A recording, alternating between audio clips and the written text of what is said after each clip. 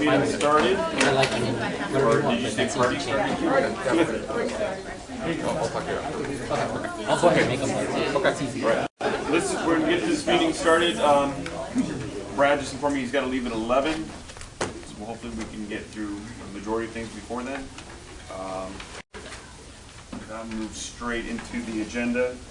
So item number 1 is the approval of minutes from last month.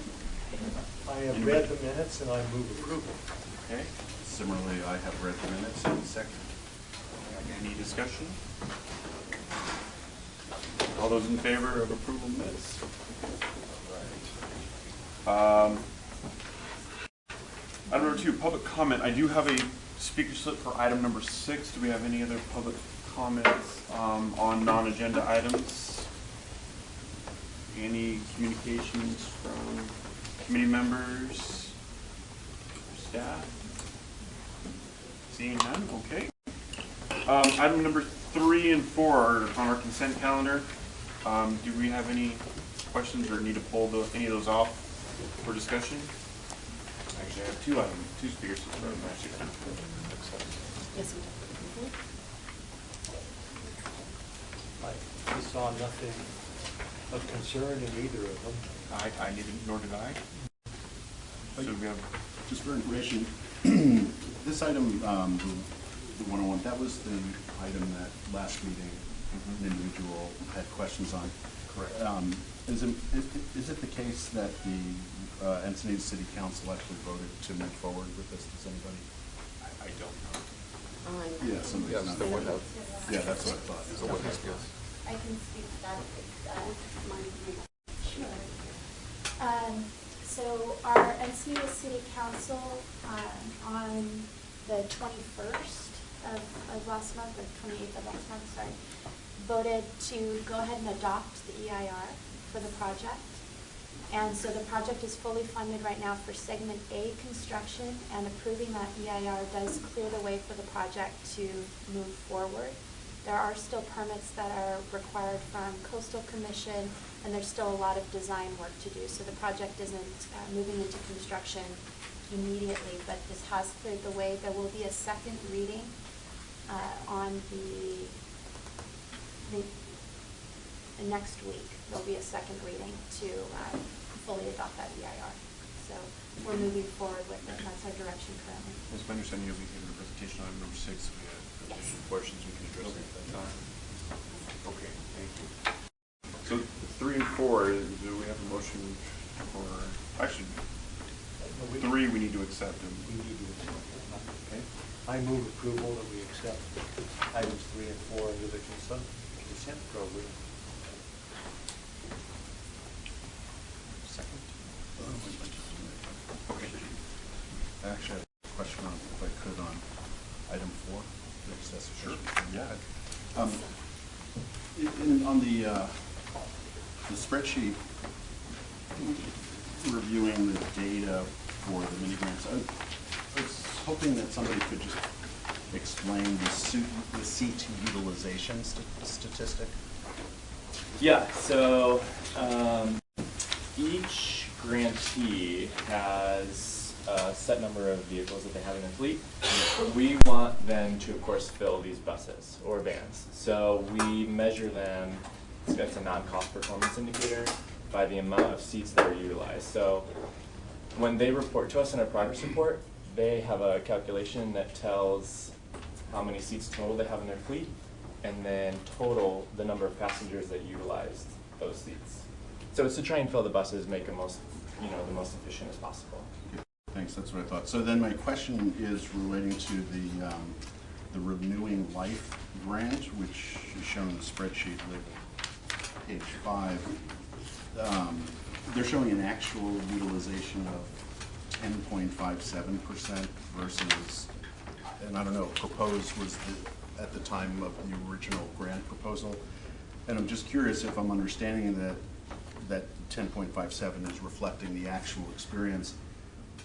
That doesn't seem to be part of the criteria for determining whether a project is performing or not performing, and I'm just wondering if you could speak to that. First and foremost, if my assumption about what that means is correct, but then secondly, the latter point. Yeah, so to speak to kind of the first point, we have three main performance indicators that we work with here. One's cost efficiency, one is vehicle usage per service hour, and then seat utilization. The cost per vehicle service hour and the seat utilization are non-cost performance indicators, so you're most familiar with the cost per trip that we have here.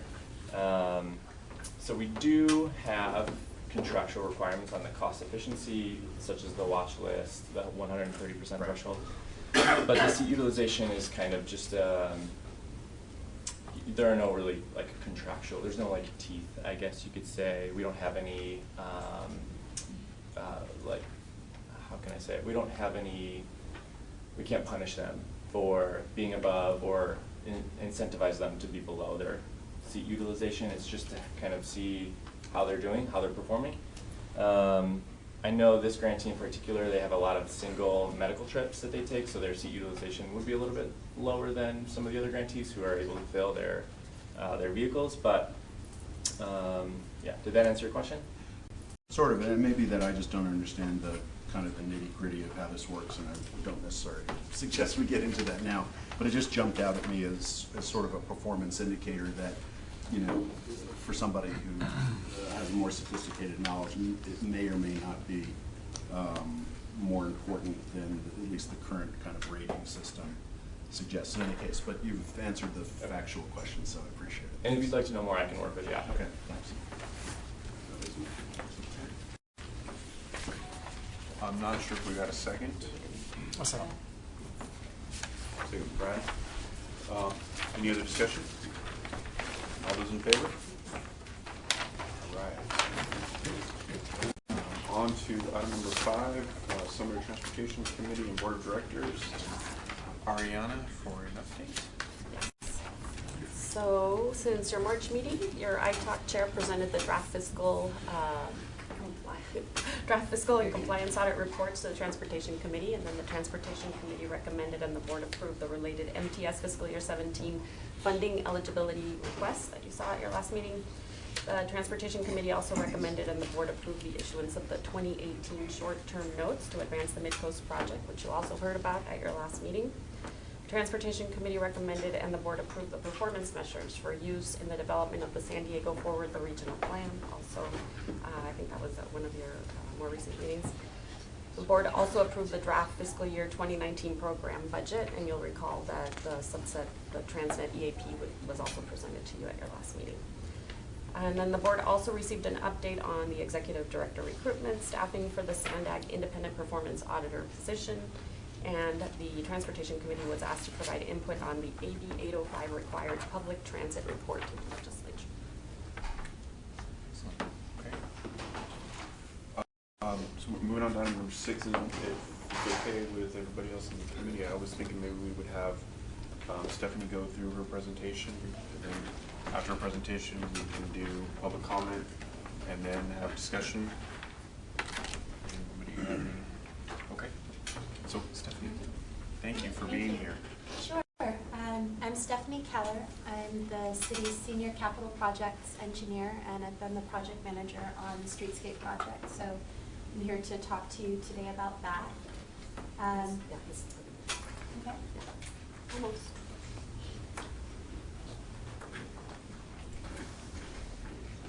I've got a lot of content, so I'll try to move through quickly and then let your discussion guide us if there's any topics in which you'd like to have more in-depth information. Try and advance the slides. Click.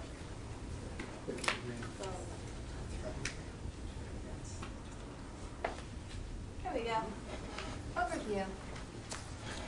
All right, so our Streetscape project spans the North Coast Highway 101 corridor. It's about 2.5 miles, and the project is proposed from A Street up to La Costa in Encinitas.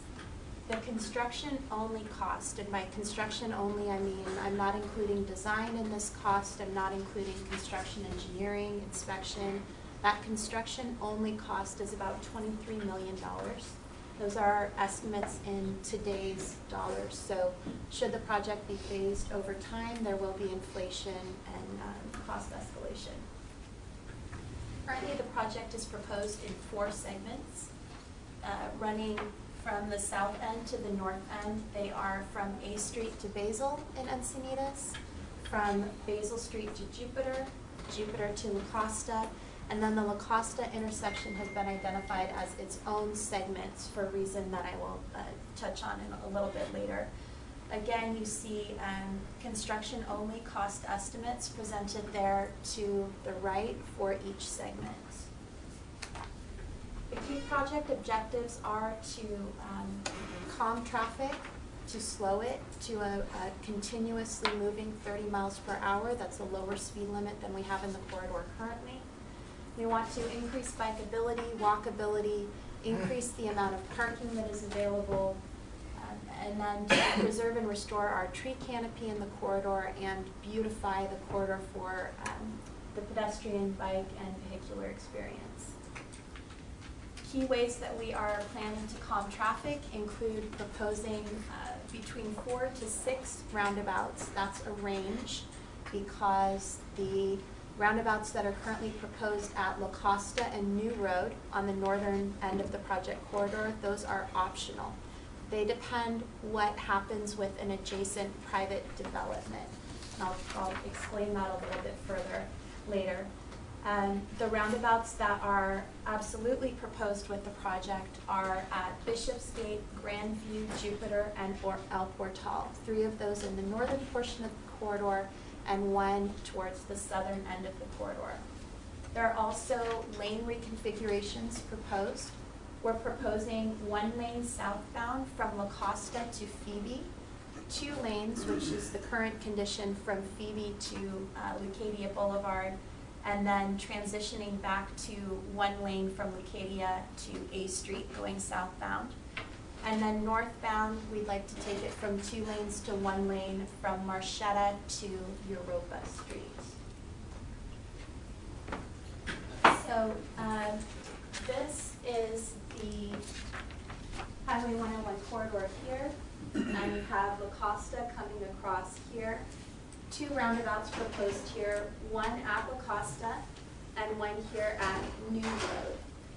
Those both depend what happens with these 2 private properties. They are owned by a hotel development that has been in process of developing the site for years. They have an entitled project, but they haven't been moving forward with construction. If they want to move forward with their entitled project, the La Costa intersection would be a signalized intersection. It would be very similar to what it is today. And the New Road roundabout that we're showing there on the bottom of the screen would not be installed. If the hotel development does not go through or goes through in some kind of modified form, the city has cleared in its EIR a roundabout at La Costa and then another roundabout at New Road, which would alleviate traffic impacts from that hotel if the hotel ends up being built. Again, if the hotel does not go forward, signalized intersection at La Costa and no roundabout at New Road, no improvement there would be needed. For increased bikeability, if you've been in Encinitas lately, you'll see we're doing a lot of green bike lanes. We're doing a lot of restriping to try to make better use of the roadways as we have them today. So the Streetscape project proposes dedicated bike buffer lanes running north and south, both sides of the corridor. So we would be eliminating the Shara. We would have dedicated bike facilities, and they're rather wide. It's a decent 6-foot wide bike lane with an additional 2-foot buffer. So we get to about 8 feet in width. We're proposing bike racks through the corridor to help encourage more cycling, and reverse angle parking, which has been shown to minimize collisions, is proposed on the southbound side of the corridor. So fronting a lot of the businesses where there is adequate right-of-way width, we will be proposing reverse angle parking so that drivers are actually backing into the spaces as they park, which gives them an opportunity to better see cyclists when they're then driving out. We also are proposing a park assist lane that's 7 feet wide. So heading southbound, you'll have a vehicular travel lane, a bike lane, and then a park assist, which will get all of the cars that are currently kind of backing up traffic as they're trying to parallel park.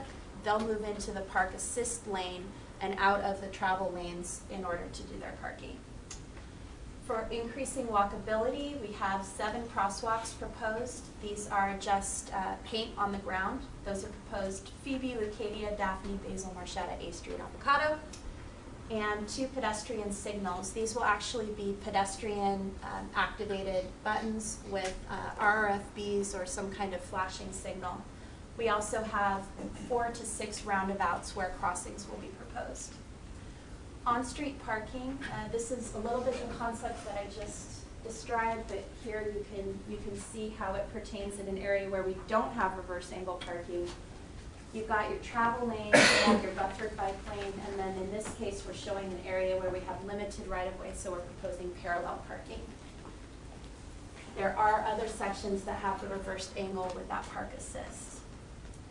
Also, we're proposing parking on the east side in NCTD right-of-way.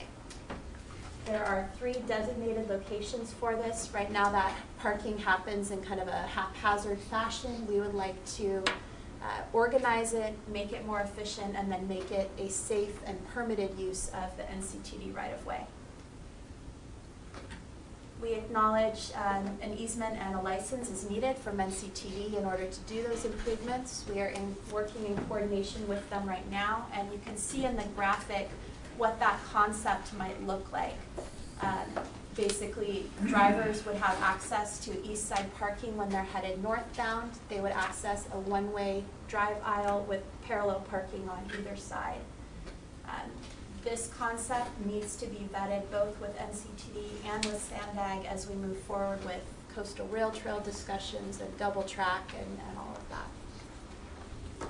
Preserving and restoring tree canopy. 302 existing trees proposed to remain, 839 new trees proposed. We're hoping to increase that further. So a ton of trees down the corridor.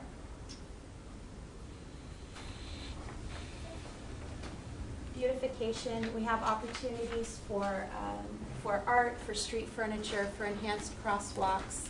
This is Leucadia, so we keep it funky and it's going to showcase the funkiness of Leucadia.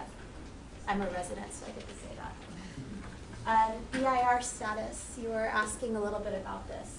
We had our EIR scoping meeting in 2015, released our draft EIR in 2016, and then recirculated early 2017. Planning Commission just recommended approval of the project in March. City Council adopted the EIR in March, and the second reading will be this month. EIR impacts. We have some speakers who I think are here to speak to some of these concerns. We found in our traffic impact analysis that the project could potentially slow emergency response vehicles in the corridor. We know that we have difficulty meeting response times. We're not currently able to meet our emergency response time goals in the Leucadia corridor right now. So this project is required to provide a staging mitigation, meaning that our fire department would remote stage resources in the northern portion of the corridor in order to be able to meet response times before any of the northern portion of the project could be built. City Council has already funded a pilot program to get that effort started, and we think that the fire department is going to likely have remote staging in place early next year at the latest. There are also traffic impacts. The southbound segment on Highway 101 from Leucadia Boulevard to El Portal, that segment goes to an undesirable level of service E in the morning peak hour. It does that with year 2035 traffic forecasts, and only if the city implements changes in zoning that would increase the density along the corridor. That zoning was put out to the public for a vote, and the public did not approve it. So we don't anticipate that this impact will be realized. It requires both of those things to occur. Public said no, but we studied it just in case. And in addition, there is a impact at the southbound I-5 on-ramp at Leucadia Boulevard, where you will wait longer to enter I-5. That can be mitigated if Caltrans is willing to consider allowing 2 additional cars to enter the freeway each hour with their ramp metering. But we've called it an unmitigable impact because the Encinitas doesn't control the ramp timing. Discretionary permit status. There are a slew of permits required. Design review and coastal development permit, those are all now approved with Encinitas. The lane reductions require modifying our general plan and also our local coastal program, so we're working on all of that. Coastal Commission, of course, is involved, and we expect that they will be appealing our CDP probably today or tomorrow. Coastal is likely going to appeal it, and we'll be working through with them to address any concerns that they have and move the project forward. Construction and costs. So I touched on this earlier. This is current phasing, 4 segments, 23 million total. And this is our current project schedule. We anticipate being in construction by October of 2018 on segment A. That's the southern part of the corridor from A Street to Basil. We think it'll take about 18 months to construct. However, 2 weeks ago, Council let us know that they would like to change our approach and that they are interested in finding a way to fully fund the project and move construction forward all as one phase, so building the 2.5 miles of corridor all at one time. That would be done with debt financing, and I'm still evaluating the schedule impacts of getting the entire 2.5 miles ready to build at one time. It would likely mean that we'll end up bidding later, but the overall construction window will be shortened because we won't be going phase by phase.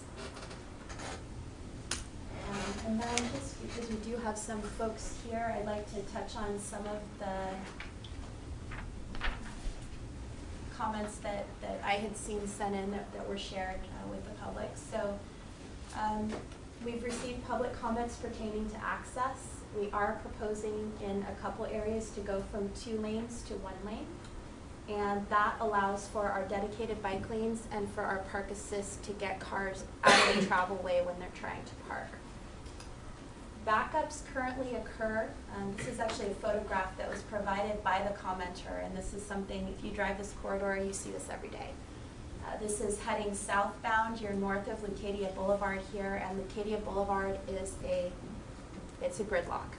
That's not going to change with the project. The project doesn't propose to modify the travel lanes here. There are 2 lanes today. There will be 2 lanes in the future. But that signal is going to continue to be at an unacceptable level of service.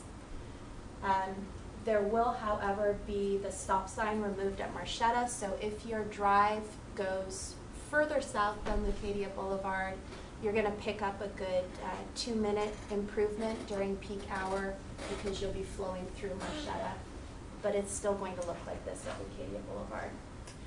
We found that if we do a 4-lane corridor alternative for the entire Highway 101, that will pull an additional 5,000 to 8,000 cars off of I-5 onto Highway 101.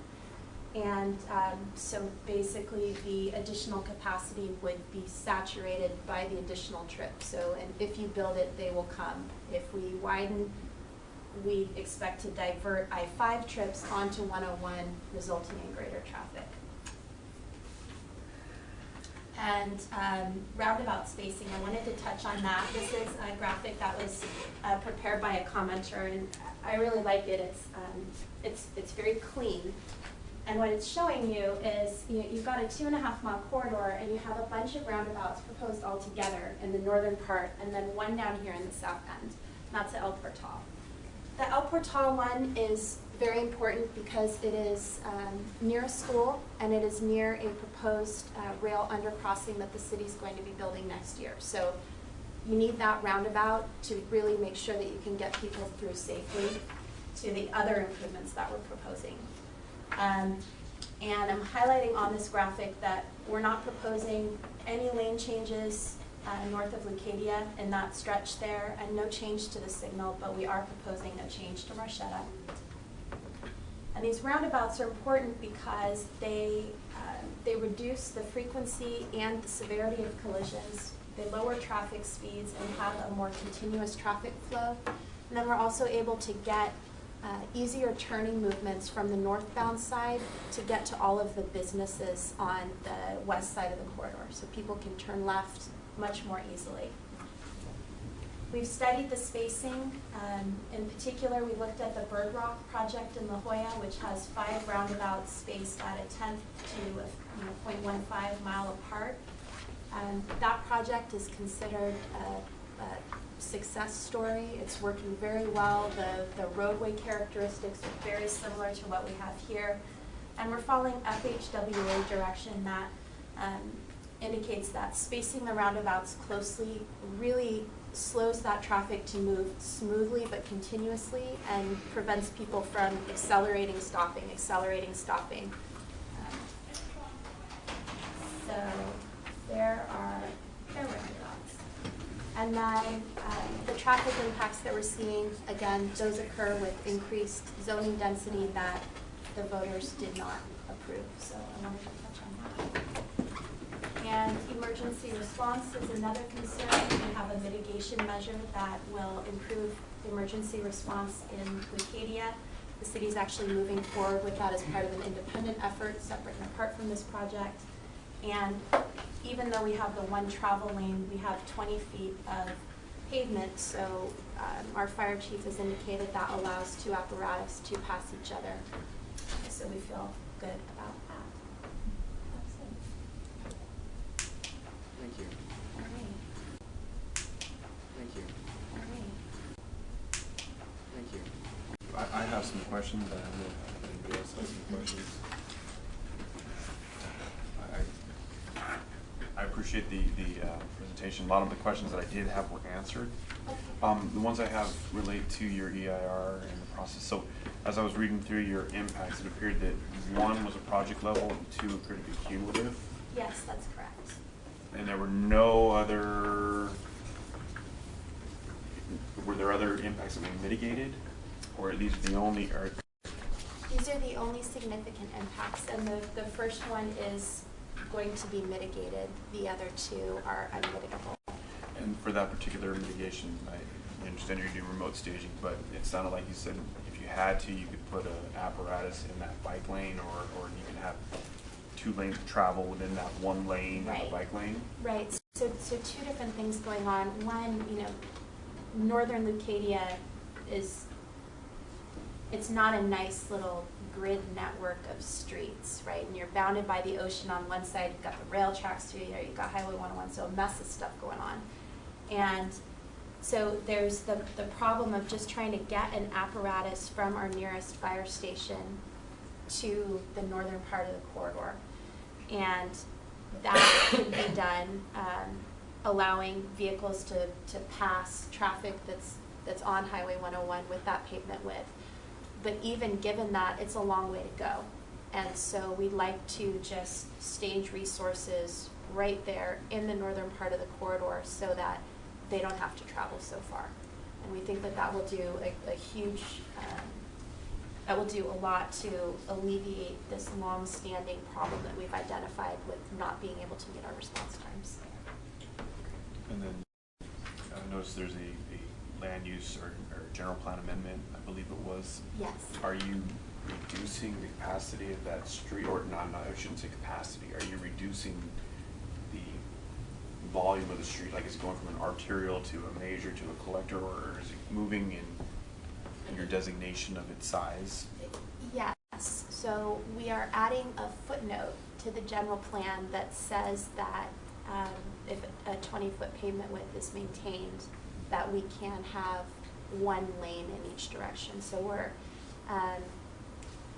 changing the designation by virtue that we're no longer calling it 4 lanes. We're adding a footnote that allows us to have 2 lanes if we choose. Do you recall what the volume on that road currently is? I don't. I could get back to you. I can tell you if you want. Thank you.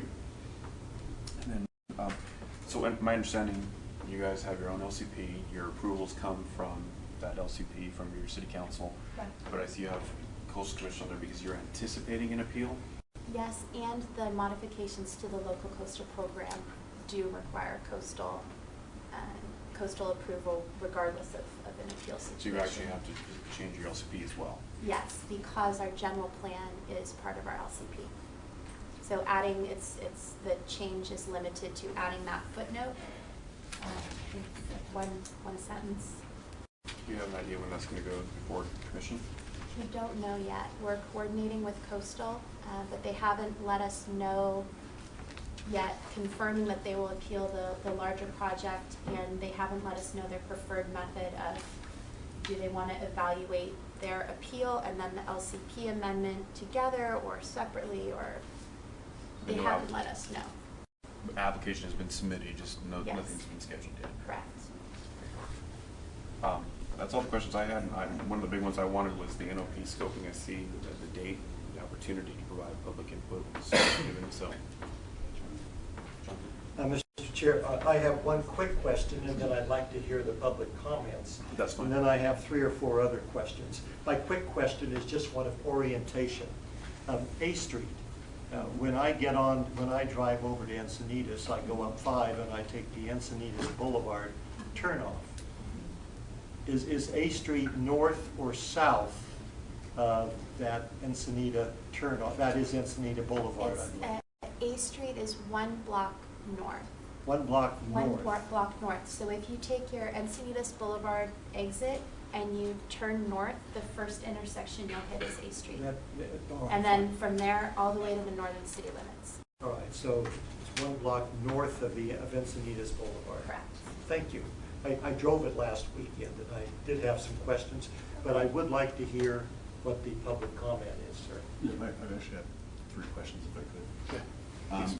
So one of the things you mentioned is that the roundabouts will reduce the incidence of traffic accidents or severity of traffic Severity. accidents. So did you actually look at the data of accidents at the various intersections as part of deciding where the roundabouts would be located, so that we could assume that those locations are places where data would show that the incidence of accidents is either greater or more severe?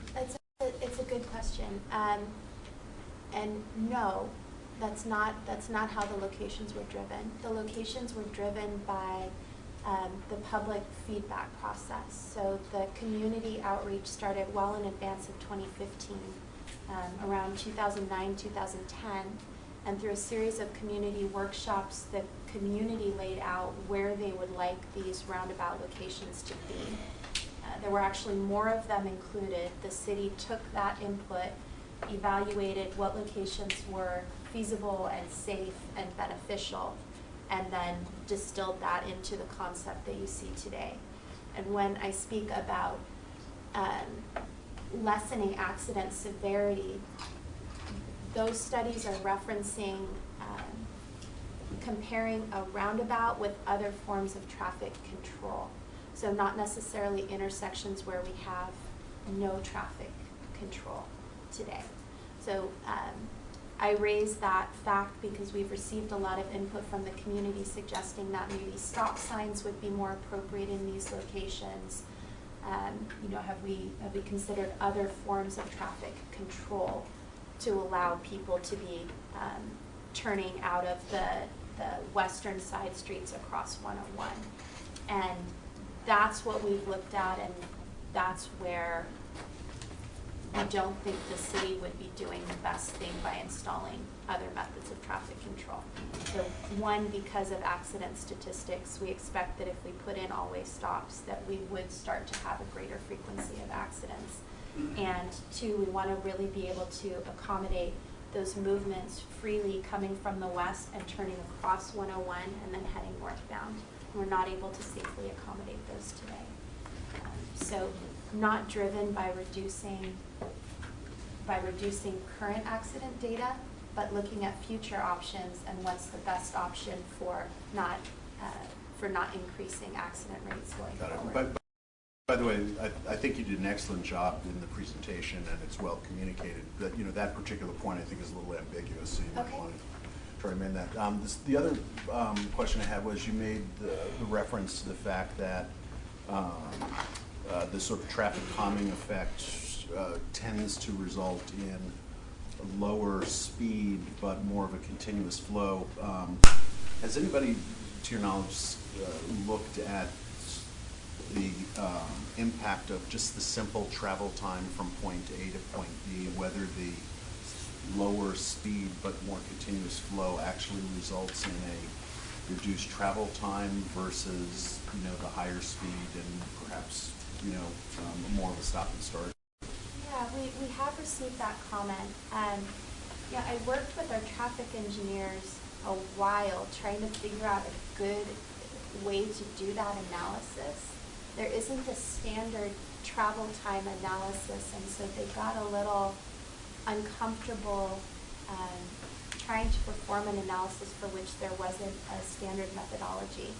We received that comment specific not just to travel time through the whole corridor, but depending on where you're coming from. So are you coming on at La Costa, are you coming on at Leucadia, are you coming on at Encinitas Boulevard, and depending on where you're going to, and then depending on not just the defined peak hour that is typically used for traffic modeling, but like high summertime events or holiday weekends. So we've received it in that larger context and have not been able yet to figure out an analysis that addresses all of those concerns together. So we're still talking through it and trying to find some way to address this series of comments, but we haven't figured it out yet. Got it. And then my third question is somewhat related to that. And if you can go perhaps to the slide that speaks to the goals. The objectives, yeah. And so this, I think, relates also to the comment brought by the citizen at our last meeting. Perhaps we'll also hear again. It appears as if this is being funded through a program which is at least nominally relates to congestion, and it doesn't appear as if reducing congestion actually is either a stated goal or, based on your answer to the last question, a probable goal.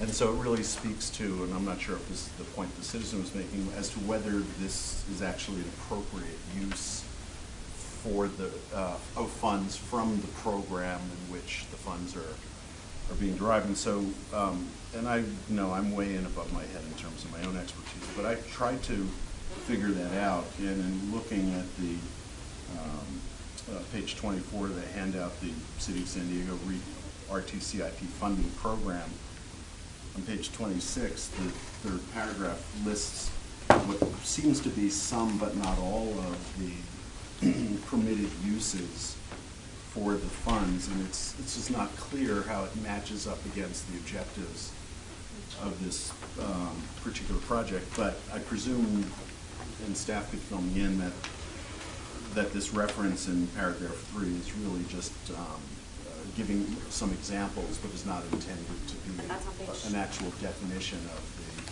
permitted project. Right, so item 3 actually refers to the RTCIP, which is a different set of funds. Yeah, these are local streets. Yeah, so these are the Oh, okay, sorry, I RTCIP thought that this was coming from the RTCIP fund, sorry. But I think the question, your overall question is still warranted. Is this a project that is directed to reduce congestion? And the answer is yes, but not by constructing a second I-5. It's directed at reducing congestion by encouraging multimodal transportation and making that a safe opportunity to get people out of their cars. So it's getting at the same goal, not with an intention to just maximize how many people we can feed through the corridor, although we think with the roundabouts will actually be increasing throughput, although we're reducing the travel speeds. But by allowing for bus transit, allowing for, I didn't touch on that, but there are significant bus improvements with this, the dedicated bike lanes, and then the pedestrian routes that are not currently present. So we're trying to provide alternatives to car travel to reduce congestion. Okay, and again, that might be something that you more explicitly communicate to answer that question. But thank you so much, I appreciate it. Robert, what was your traffic engineer? We currently have a consulting traffic engineer, staff traffic. Anybody has any? Well, I have some questions after Yeah. we. So we have Public two public comments. speakers. First on the list is Doug Fisk, or Fisky? If you want to come on up. And, we're going to do 3 minutes. And I'm going to keep time because terrible otherwise. So those are my photos. I intended to show them one at a time, but okay, doesn't matter. They should look familiar to everybody because Stephanie just showed them. They're my picture and my sketch. I should have copyrighted it. I'm here to make one simple but very important point. And these are intended to illustrate that the Leucadia 101 Streetscape project would not relieve traffic congestion, would make it worse.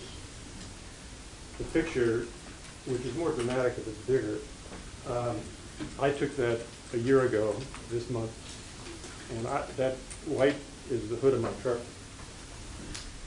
This is 7/10 of a mile from Leucadia Boulevard. If you look at the diagram on the left, Leucadia Boulevard is approximately in the middle of the corridor. It's a little farther, it's a little close to Encinitas Boulevard, then to La Costa Avenue. And that, I'm sitting 7/10 of a mile.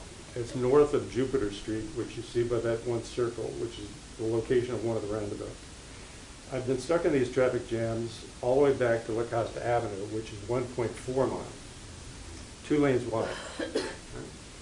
It also backs up from Leucadia Boulevard for the northbound traffic, but south of Leucadia Boulevard up to half a mile. And that happens mostly at commuting time in the morning. I'm sorry, in the afternoon. The northbound traffic backs up from Leucadia Boulevard in the afternoon commuting time.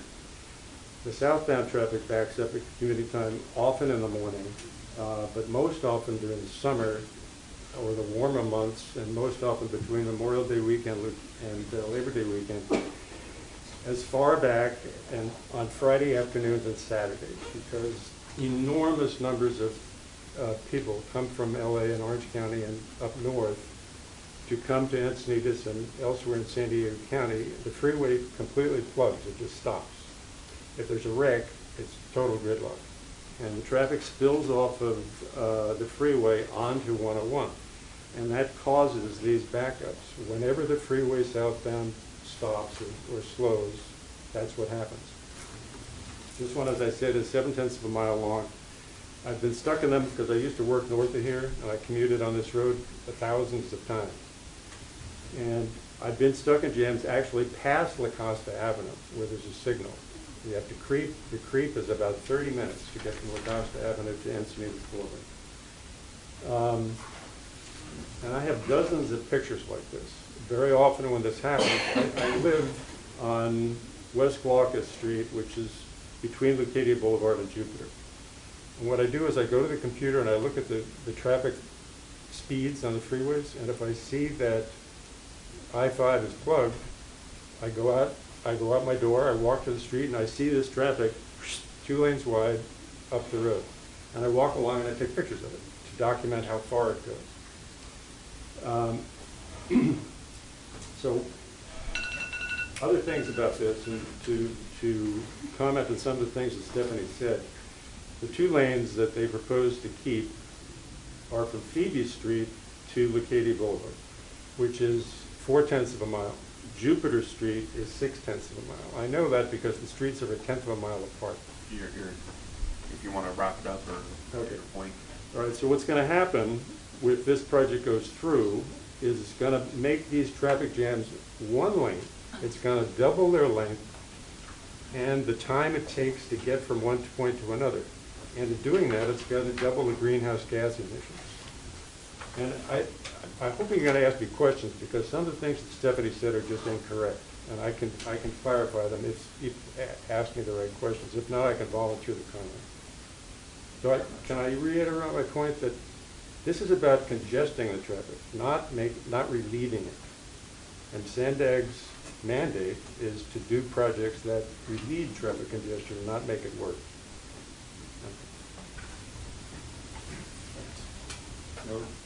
We're going to take the next public speaker, and then we'll have discussion amongst the committee. Mr. Smith, and again, I'm going to do the timer. Quick. All right, the floor is yours.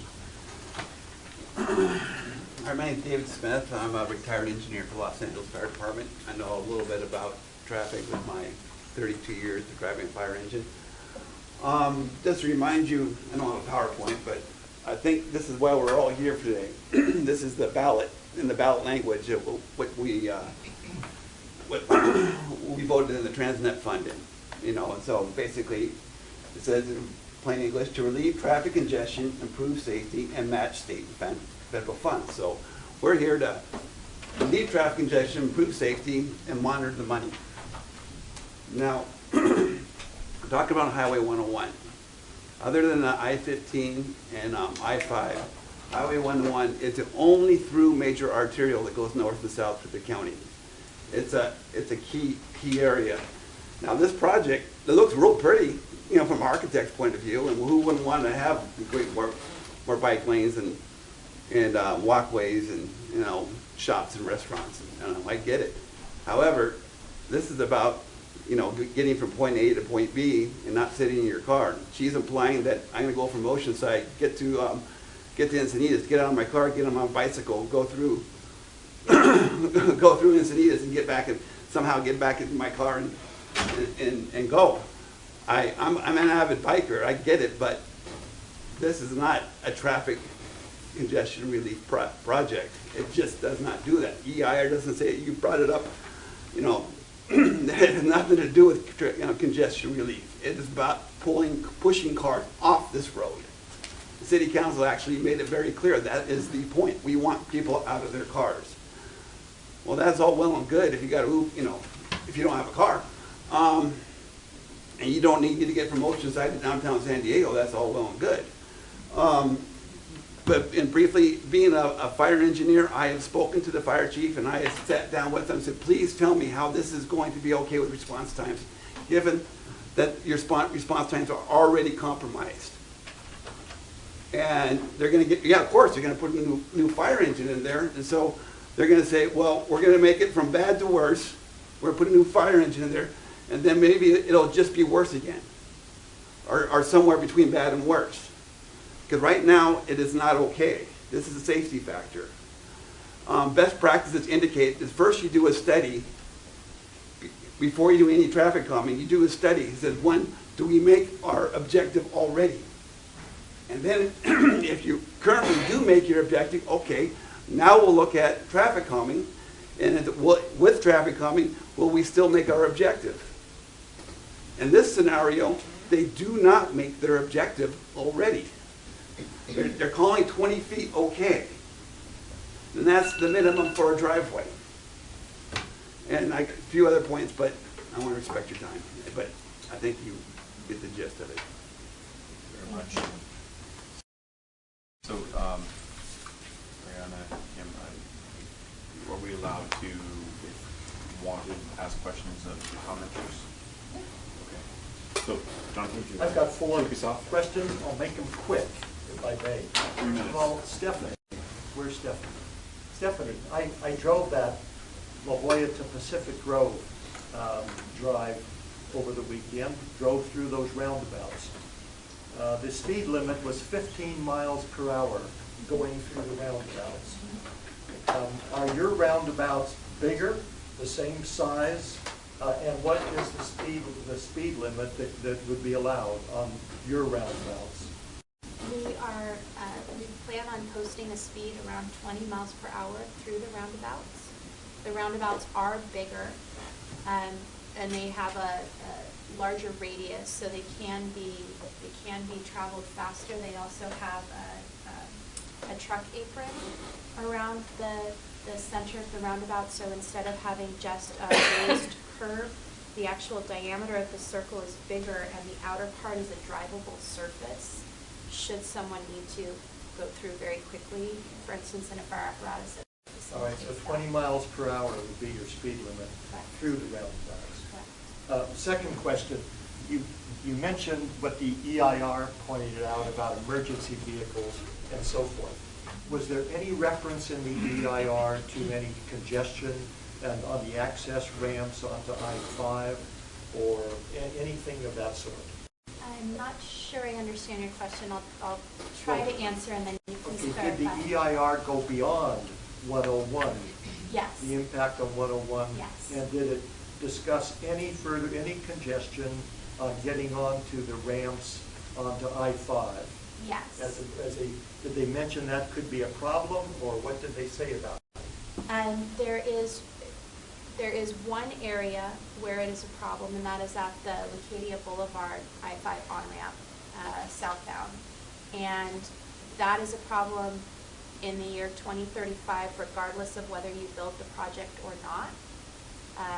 So it's an impact that is associated with our project in year 2035 volumes. And our suggested mitigation for that is that Caltrans allow 2 more cars each hour to enter. So you don't anticipate a problem from your EIR and from traffic counts? Were these traffic counts, would you know if they were taken on the weekends when one of our speakers showed us a photograph of the backed up traffic? They were not. They were, I don't recall specifically when they were taken, but I know that they were, I believe in the springtime, not like July, heavy summer, when most people are still at work is when we took them, and they were taken to target peak hour trips, because that's how traffic impact analysis is My performed. third question deals with public opinion. What is the general public opinion about this in the city and the folks of Encinitas? Depends who you ask, but there are two camps. One camp tells me everybody hates this project, what are you doing? And the other camp tells me everybody loves this project, go, what are you doing? So absent a scientific poll, which has been suggested, I don't think I can fairly answer that question. Thank you. Oh, and my last question is just a brief statement. You are planning to use the Transnet congestion relief funds for all of this, or part of this, or a portion. The project could be constructed without, given that the city's looking at doing debt financing for the entire corridor. At that point, you're borrowing, $30 million or so. All right. So you're planning to pay the majority of it out of Transnet funds. We're planning to pay the majority of it out of local funds.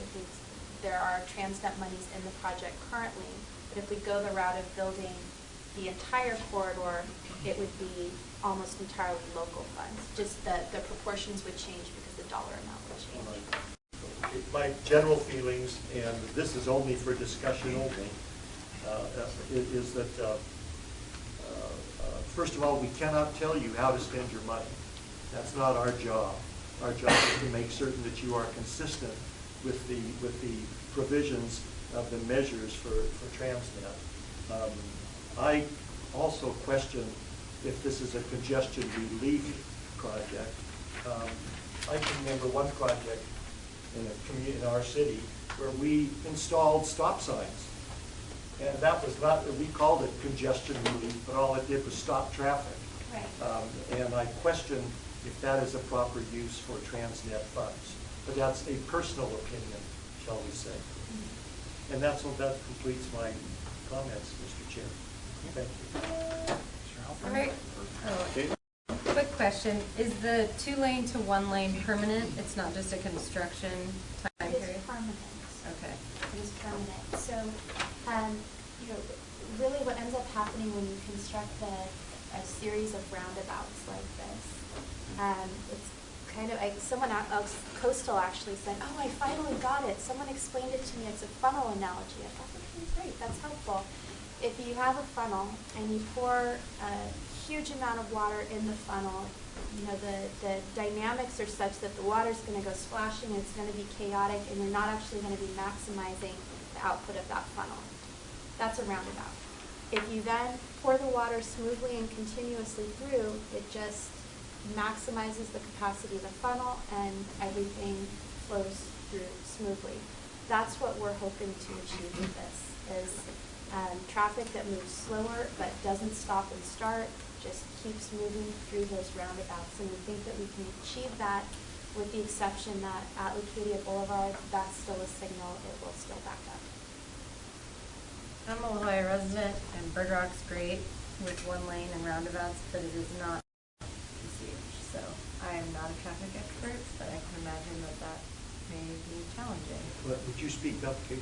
Sure. I said in Bird Rock and La Jolla, the roundabouts I believe are great, but I said they're not the same as PCH in a heavily trafficked corridor like they are in La Jolla. So I don't know traffic-wise if that really is going to help things.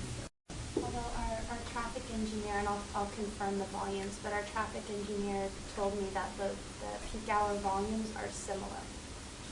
Okay. So this is another reason where we think, you know, it seems like it wouldn't work, but it does. It maximizes that throughput that keeps things smooth. I have a couple points, I think, for your committee's consideration. One is the comments about the local street road money and congestion relief. This is something actually you're going to hear, I think, in some of the triangle performance audits. So one of the requirements, the local street road dollars, portion of transit dollars funnels by formula to the cities, right? The current ordinance does say that the cities are required to spend at least 70% on congestion relief and no more than 30% on maintenance. Your own triangle performance audit is actually one of the recommendations from that and from the 10-year review that the board conducted recommends taking that requirement out. Good. So that's one thing, right? So we've opened it up to kind of a variety of improvements that cities would be allowed to do on their local street road system. So that's sort of in the future. But even right now, that requirement does allow for projects to be funded that aren't, quote, congestion relief. And one of our board policies, Board Policy 31, has a rule about this and has tried to characterize, and it was done, I think, probably back in early 2000s, characterize what typical improvements are considered congestion relief and what are not.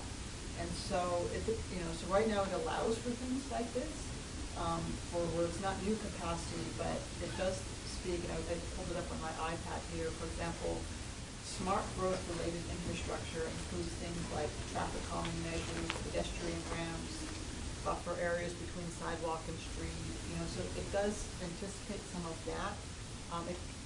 Right now, the way the rule and policy is written is it counts as congestion relief if it's in an approved smart growth concept area that the city has designated.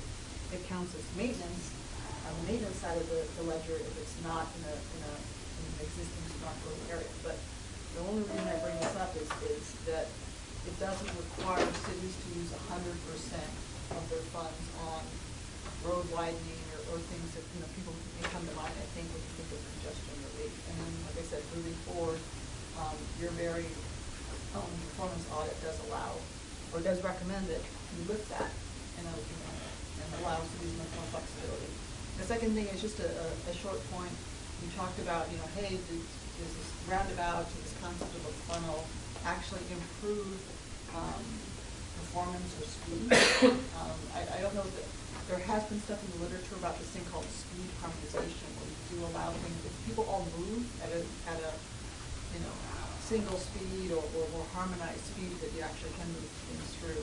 Caltrans actually, in conjunction, I want to say UC Berkeley or Davis, I forget, one of the universities actually is conducting a fairly small pilot program on State Route 78, where they're trying to show just that. If people drive at posted speeds, which are lower than maybe what they would want to do, if that improves traffic congestion or delays on the corridor. So maybe that's something we could actually ask Caltrans to come and bring once they conclude that study to see if anything came of that, if you guys have an interest in that. So just a couple things I wanted to point out. Brad had a comment. Stephanie, I was going to ask, the downtown area is bad as far as traffic and accidents and safety with bikers and all that.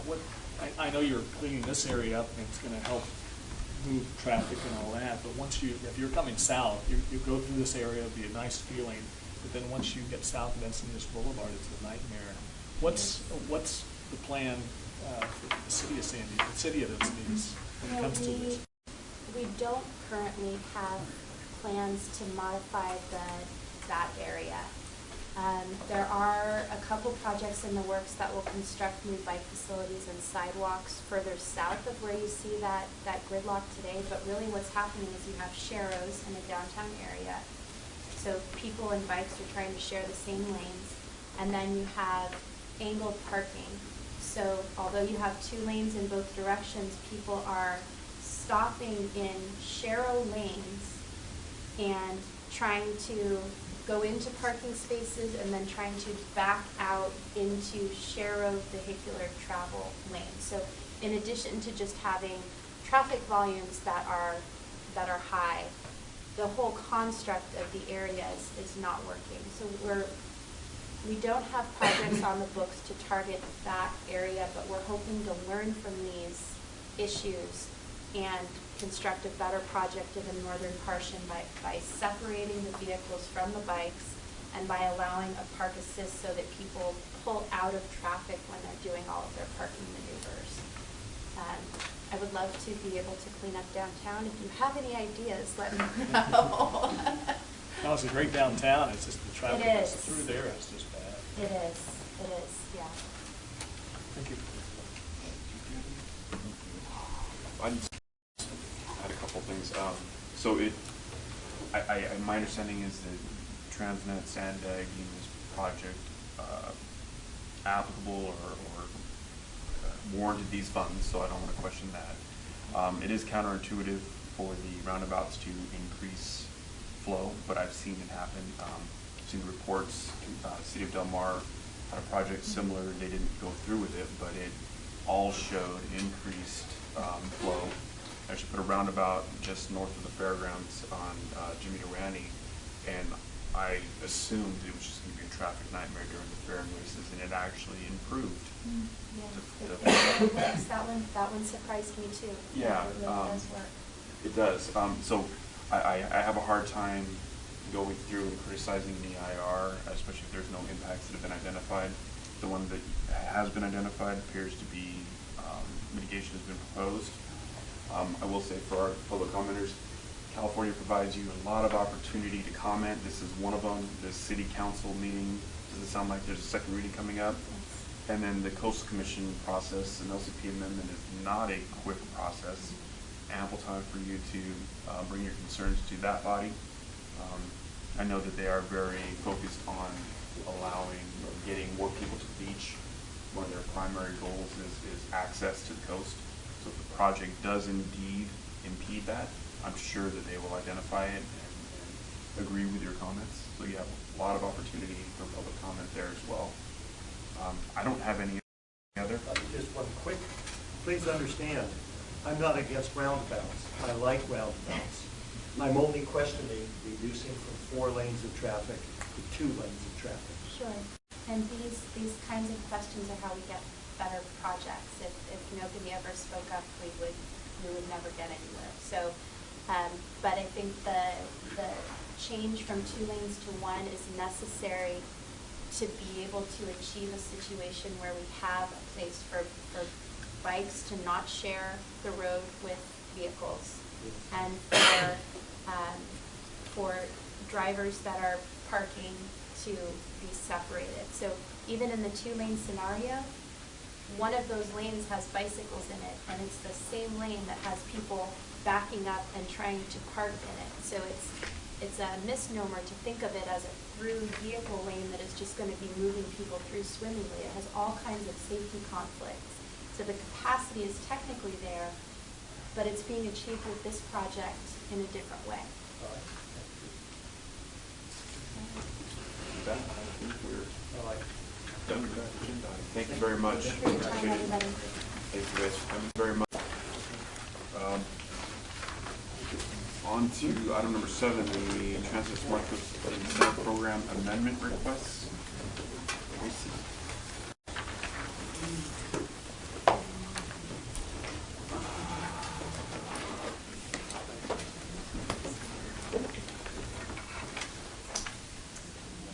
Good morning.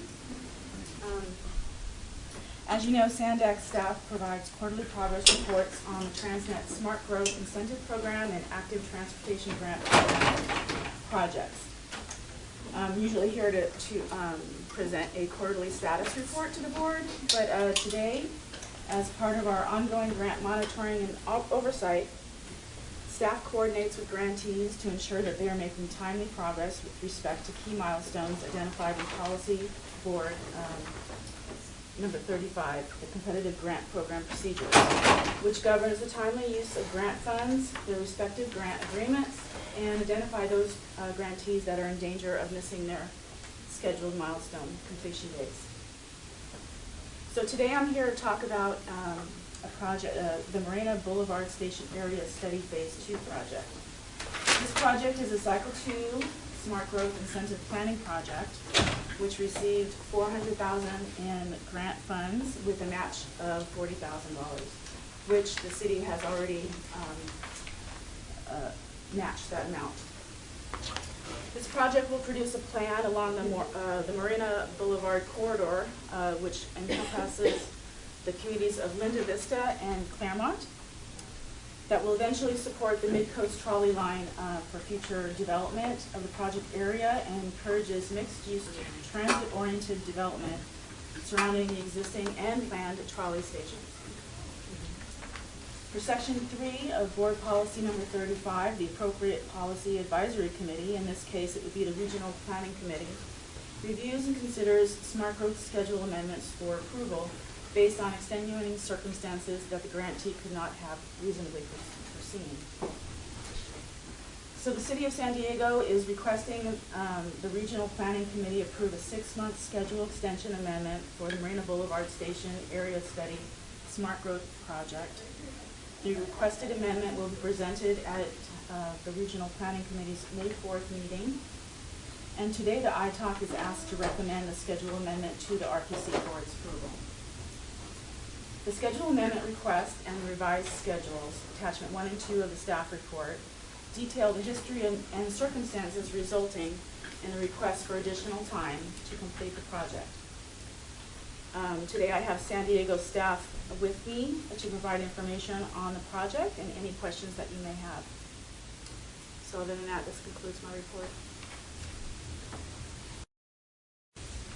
If the 2 prior amendments allowed for expanded community engagement, what changes to the project were made to accommodate that would now require this third amendment? Well, with the first amendment, it was for the, like you said, the extended community development and outreach. The second amendment was a 12-month amendment, which after coming from the public community, they wanted to do a different, they came up with different land use scenarios, and so the second amendment helped them to be able to model that new land use summary and scenario.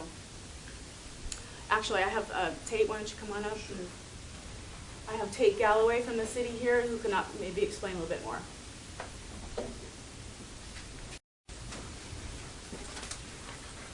Good morning, committee members. I'm Tate Galloway, I'm Program Manager with the Planning Department for the City of San Diego.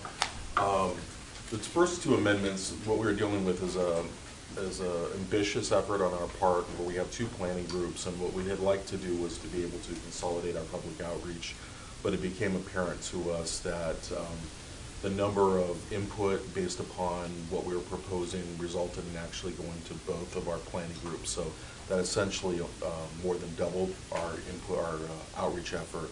in terms of actually staffing these meetings, going out and getting input. So that amount of time did actually extend the need to our first amendment to get more input. And the second one is, having going through this process, we realized that we wanted to look at different scenarios, ones that would help us further achieve the intent of the grant in terms of smart growth, but also more importantly for the city of San Diego is also look at our climate action plan and how we can actually see a greater shift in reduction of VMT and mode share, and ultimately in greenhouse gas reduction. Having done that, right now we're here today to ask for this additional extension. One of the things that we utilized was a consulting firm that was new to the San Diego region and specifically had a never prepared environmental document for the city of San Diego. As any large organization, we have certain approaches that we'd like to see in an environmental document. We do feel this is an important project, not only for the city of San Diego, but of course the region and supporting the Mid-Coast. So as doing so, we wanted to put greater emphasis on the environmental document and have the consulting firm do additional analysis so we can further dive in and disclose any impacts and provide any research and documentation to be able to support the project when it goes to the decision makers. And for that reason, we're asking for this latest extension to ensure that the environmental document is a sound document and is one that the decision makers can support. So with that, I turn it back over to San Diego staff. Brad, have a question or comment? Caitlin and I were at a meeting yesterday on Pure Water and what's going on with the pipeline construction that's going to end up happening down the Marina area. And a lot of discussion came up with on the Mid-Coast and all that. And Lori Zaff in particular made comments about that there's only one lane open right now on Marina Boulevard. And the communication with the local residents could be better, or there's a lot of discussion about just in general communicating to the residents what's happening and ways to improve that. And what, on the timing of all this, is these projects going to be impacting with what's going on with the trolley, the actual the construction there, and then also the pipeline projects would be starting probably next year in that area. So is that, you talk to the community about with this project as well? So let me, certainly, it's a good question. This is a plan. It's not an actual capital project. What it will do is set the framework for property owners and developers to come in the future and utilize this plan to achieve higher densities consistent with the San Diego Smart Growth program as well as regional plan. There are also road improvements that have been identified, and those would be either done as part of future development projects or the opportunity for us to come back and get capital grant money from San Diego should it be available. So this is quite a bit longer term here. This is not, absolutely. This is not next 2 years. No, this is something that's going to occur well over the next probably 30 to 40 years. Because some of the construction, the mixed use projects and all that, I mean, that's we wouldn't see that for 3 or 4 or 5, 10 years. I think, usually when we've updated our plans, we've seen that projects do start coming incrementally over the next few years, but certainly it's not a whole scale. Once a plan is adopted, people start coming in. There are still a number of hurdles that they have to go through, entitlements and so forth. But in terms of the pipeline project, that's completely separate. And then, of course, I have heard the concerns in terms of communication with the Mid-Coast project and communicating that out. So we've made the appropriate San Diego staff aware of that, and I'm sure they're working on that as well. Thank you. Mr. Chair, I don't think we have any alternative but to recommend approval. Who can argue with what they want to spend more time communicating with the community? So I move that we recommend approval of this request. I second. Do we have any other discussion? Just a point that this extension is for their EIR, not their. No, I understand, but it's to communicate with the community. I'm sympathetic with the EIR process and all the participants that come out of the woodwork once you start that process. I do question the use of an outside city consultant. There are plenty of qualified consultants within the city of San Diego that know your process. But that's neither here nor there.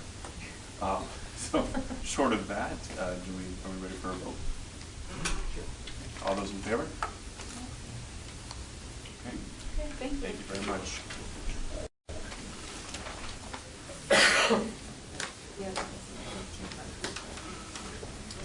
All right. On to item number 8, the triennial performance audit. This is something near and dear to my heart. Thank Ms. Lee, our former member who nominated me to chair this committee. And then she promptly retired. So Brad and Stuart and I, and along with Tracy, have been working with your consultant, Schoberg, Shank, and Michael Nash, and Leanne, and Kathy Brady. I'm not going to pretend that I know all about this. I'm going to leave it to the experts. But just know that your subcommittee was very involved in this process. I would like to thank Stuart. He had a lot of great input and great ideas. Brad as well, Tracy as well. I had less, but I'm still there. You all did the work. So with that, I'll turn it over to Michael and Leanne.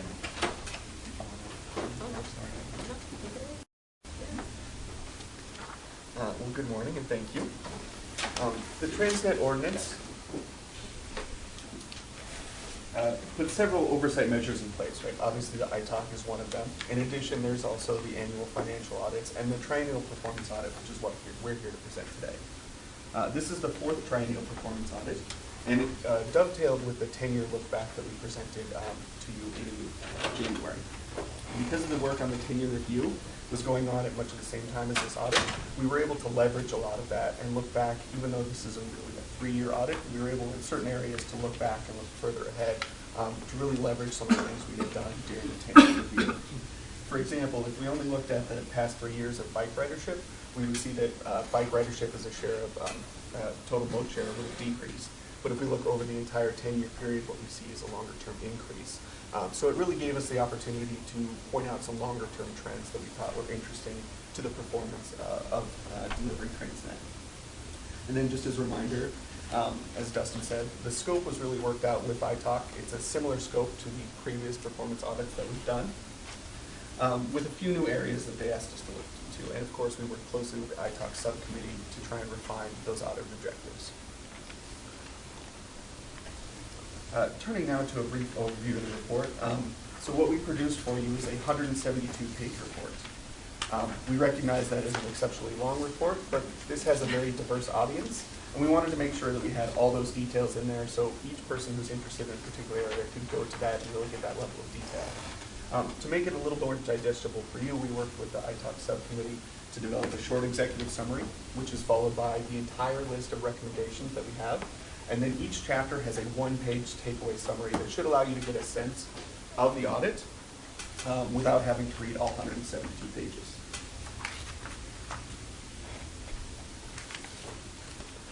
The Transnet ordinance passed by voters included a number of goals, as shown on the slide here. The big picture takeaway for the audit is that Sandag has met most of the Transnet goals. They've matched state and federal funds, expanded freeways, maintained and improved roads, increased transit for seniors and persons with disabilities, and expanded commuter express, trolley, and coaster services. There are 2 goals that they had mixed results on, and heard a little bit earlier in the meeting about some concern potentially about those, which is relieving congestion and improving safety. Over the audit, we did see some gains and benefits and accomplishments in those areas where they were able to improve some safety measures or relieve congestion. But because this is a dynamic process that is sort of, the world is changing as they're working on it. So some of those trends also went in the other direction, which we'll talk about a little bit more as we get into the presentation. So Chapter 1 really deals with finance. And as we discussed in the previous slide, the goal of Transnet, one of the goals was to leverage sales tax funds with other state and federal funding. And Transnet, Sandag has accomplished that goal. So in the Major Corridors program, for example, they leveraged $1.89 in state and federal funding for every dollar of Transnet funding invested. On the revenue side, we know that Transnet collections have been lower than initially forecasted, But this experience was not unlike other similar agencies that we looked at that had half-cent sales tax measures in place at roughly the same time that Sandag enacted theirs. The decline in future revenues could potentially impact projects, and so some of our recommendations are focused on monitoring those situations. On the cost side, we found that the cost estimation assumptions were generally conservative and reasonable. But what we did see is that improvements could be made to the way that cost information is communicated to ITOC and to the board.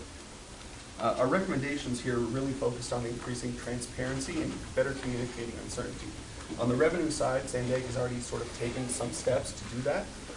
They have a plan of excellence to try and improve sort of the communication of the modeling that they're doing. In addition, they're also trying to communicate the uncertainty associated with revenue forecasts.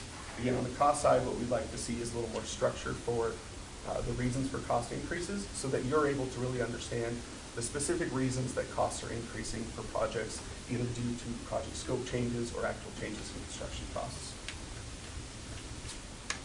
A few kind of key areas we wanted to highlight for finance really quickly. Debt service. So Sandag has used debt to advance their major corridor projects, but will eventually, or in the early 2020s, transition to a pay-as-you-go approach. While revenues are projected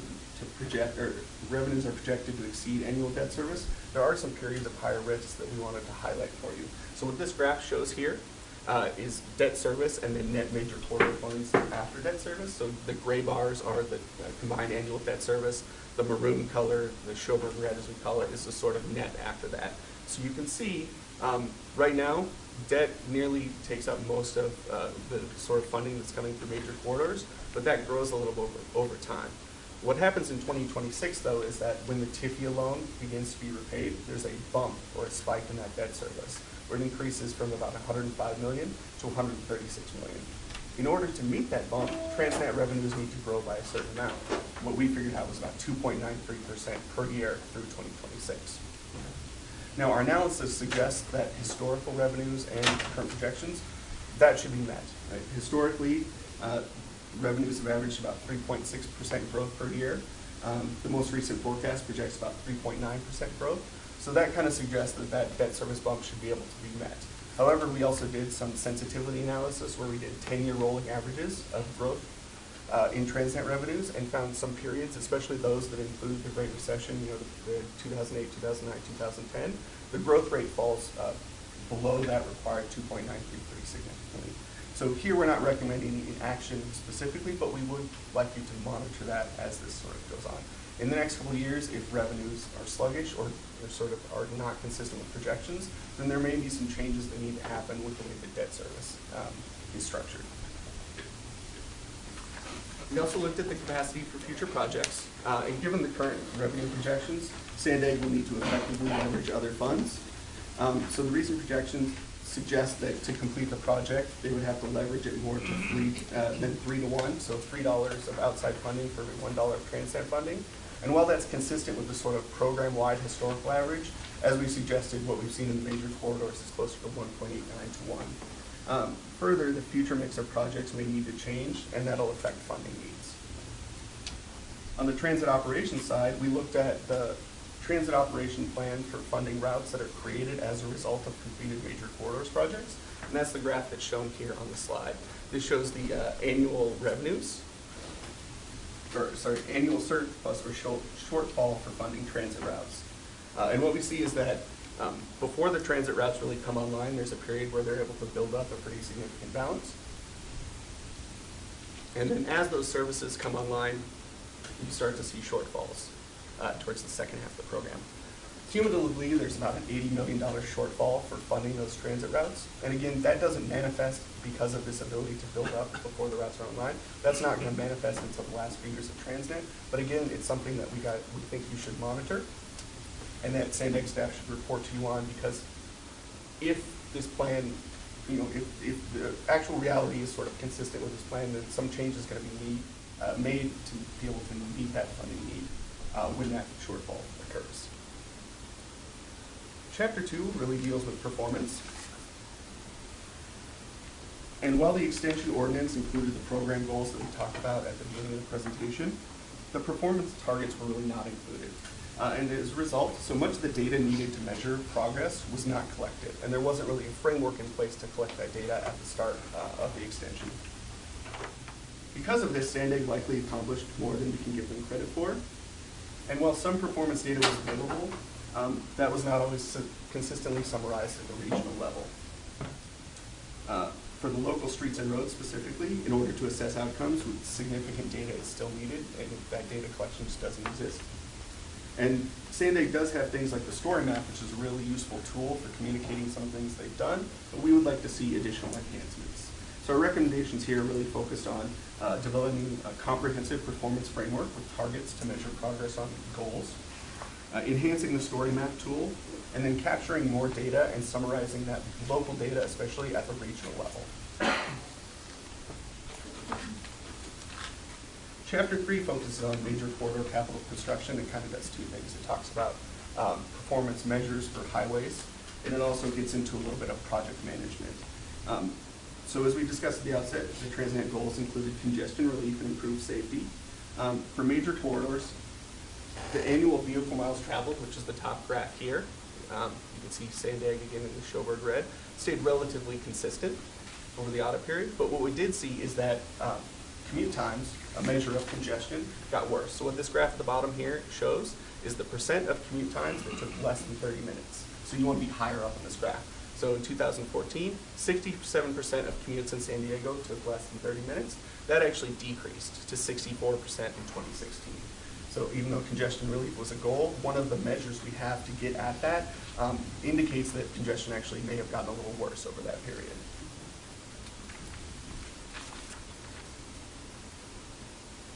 On the safety side, we also saw an increase in fatalities per 100 million vehicle miles traveled over the 3-year audit period, again, which is not consistent with that Transnet goal of improving safety. What we did see, though, is that the highway pavement quality increased, and then fewer bridges were in distressed condition. Turning quickly to the sort of project management that we looked at, Sandag has 2 projects now that are using what's called the CMGC approach, the North Coast and Mid Coast corridors. This approach to managing a project is supposed to result in greater innovation, reduce risk, improve design quality, and result in fewer change orders. And right now, it's really too early to conclude on the success or failure of that approach relative to other approaches. But Sandag has started to see some benefits, right? They've been keeping an innovations log and capturing some of the benefits they've seen from taking this approach. So what we're recommending in terms of project management is really gathering data on the CMGC process so that, you know, at this point now, while the project is still underway, so that when those projects are completed, you can really assess whether this approach delivered tangible benefits over other project delivery methods. And with that, I'm going to turn it over to Leanne, who will finish the rest of this.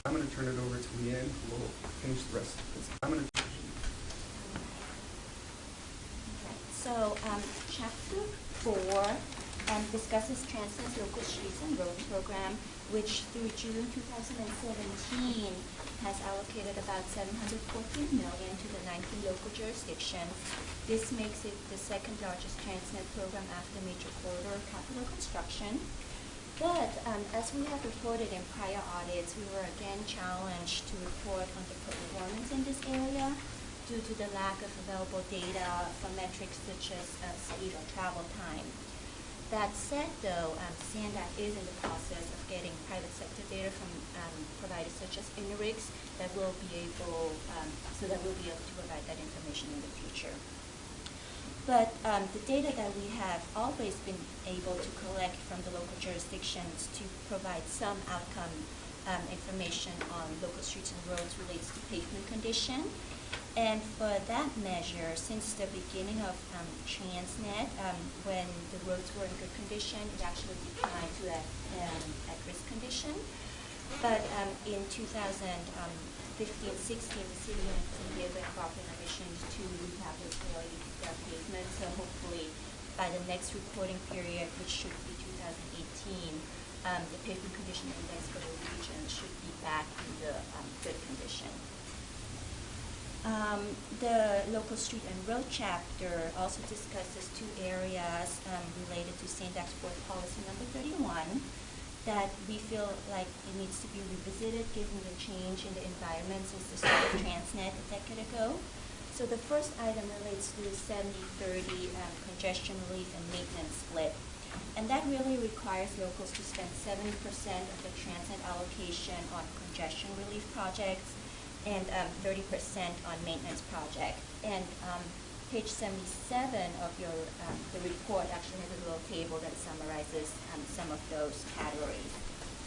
We first recommended a change to this split or the definition of what is considered congestion relief or maintenance in the 2011 audit, but we are asking CNDAC again to revisit this requirement to allow locals more flexibility when deciding what projects to fund with Transnet dollars.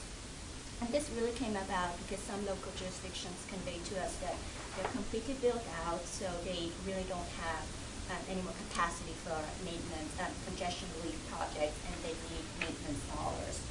The other side was, when Transnet started 10 years ago and you had these congestion relief projects, at some point you need to transition over to maintaining them. So that 70-30 split that was implemented when Transnet was passed may no longer be applicable. So let's revisit that and maybe change it. The other area related to Rule 21, which is the bike and pedestrian accommodation, that requires locals to consider specific bike and pedestrian accommodations when reconstructing or building new roads.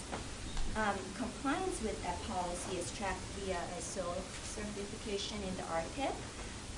Although CNDAC conducted the first and only compliance review in 2014, there were several issues noted during that review, but CNDAC has not followed up on the results. So we recommend that CNDAC follow up to resolve those issues, or make a determination on whether changes to that rule are warranted, especially in light of CNDAC's Complete Streets policy, which stated that CNDAC would periodically evaluate the effectiveness of that rule.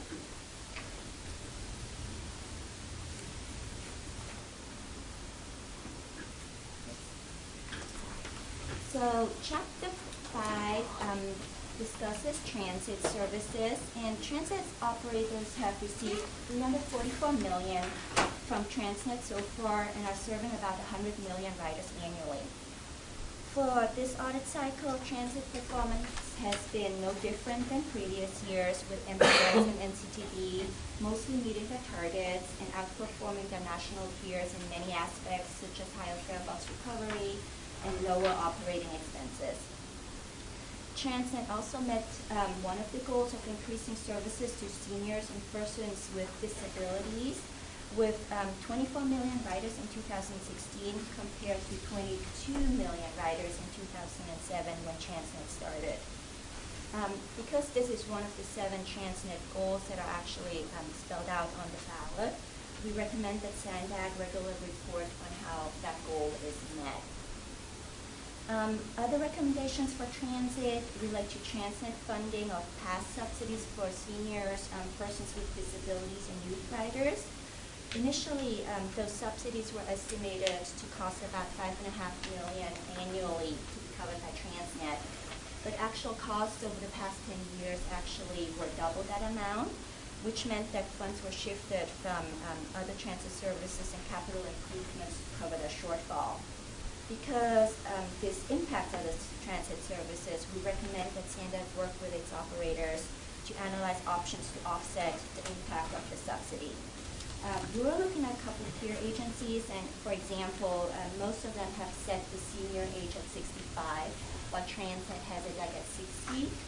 And then the other example is that most others offering only a 50% discount, the Transnet's offering a 75% discount. So those could be some items that should be considered going forward. And then another area is CNDAC should work with MTS and NCTD and revisit a specific ordinance requirement that actually pegs the operating cost increases of the operators to the consumer price index to be eligible for transit funding. This means, though, that in times of low CPI increases or deflation, as experienced in past years, operators will not be able to meet that requirement due to the continual increase in costs for staff benefits such as pensions. Chapter 6 covers private pedestrian modes of travel, and the ordinance has set aside 2% of annual sales tax revenues to fund this mode, and to date approximately $48 million has been spent. But similar to local streets and roads, there's really limited performance outcome data available through SANDAC, mainly due to not properly functioning counters. SANDAC is aware of this issue though, and starting in 2018 has begun to more closely monitor the counters and repair the ones that are not functioning. So hopefully in the future the data will become more reliable. So without reliable data though, we use census data looking at the past 3 years to identify trends in ridership, and then CHP SWITS data to look at bike and pedestrian safety. So as shown on this slide, bike ridership as part of total commute decreased over the past 3 years, which is not unlike trends observed across the nation. But if we're looking at ridership since the start of Transnet, it actually increased 35%. In actual numbers, this means that in 2016, we had about 1.4 million commutes, and 10,500 of those were bike riders. In terms of safety,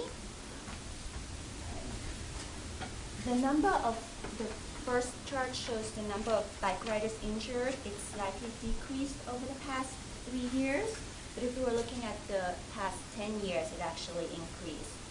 On the other hand, the number of pedestrians injured or killed increased over the audit period, but it was the smallest increase amongst the comparison areas. A new area that we were asked to look into was the Bike Early Action Program, which SANDAC implemented in 2015 by designating approximately $200 million for specific bike projects over a 10-year period. We're now 4 years into the program, and about $33 million has been expended.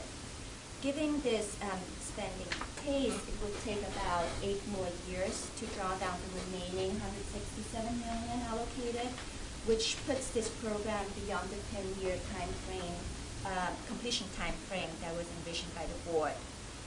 So although the program had a slow start with only 4 of the 37 projects open to public as of January 2018, activities recently ramped up. And according to SANDAC, the slow start was really due to the newness of the program and the learning curve for stakeholders to understand the benefits.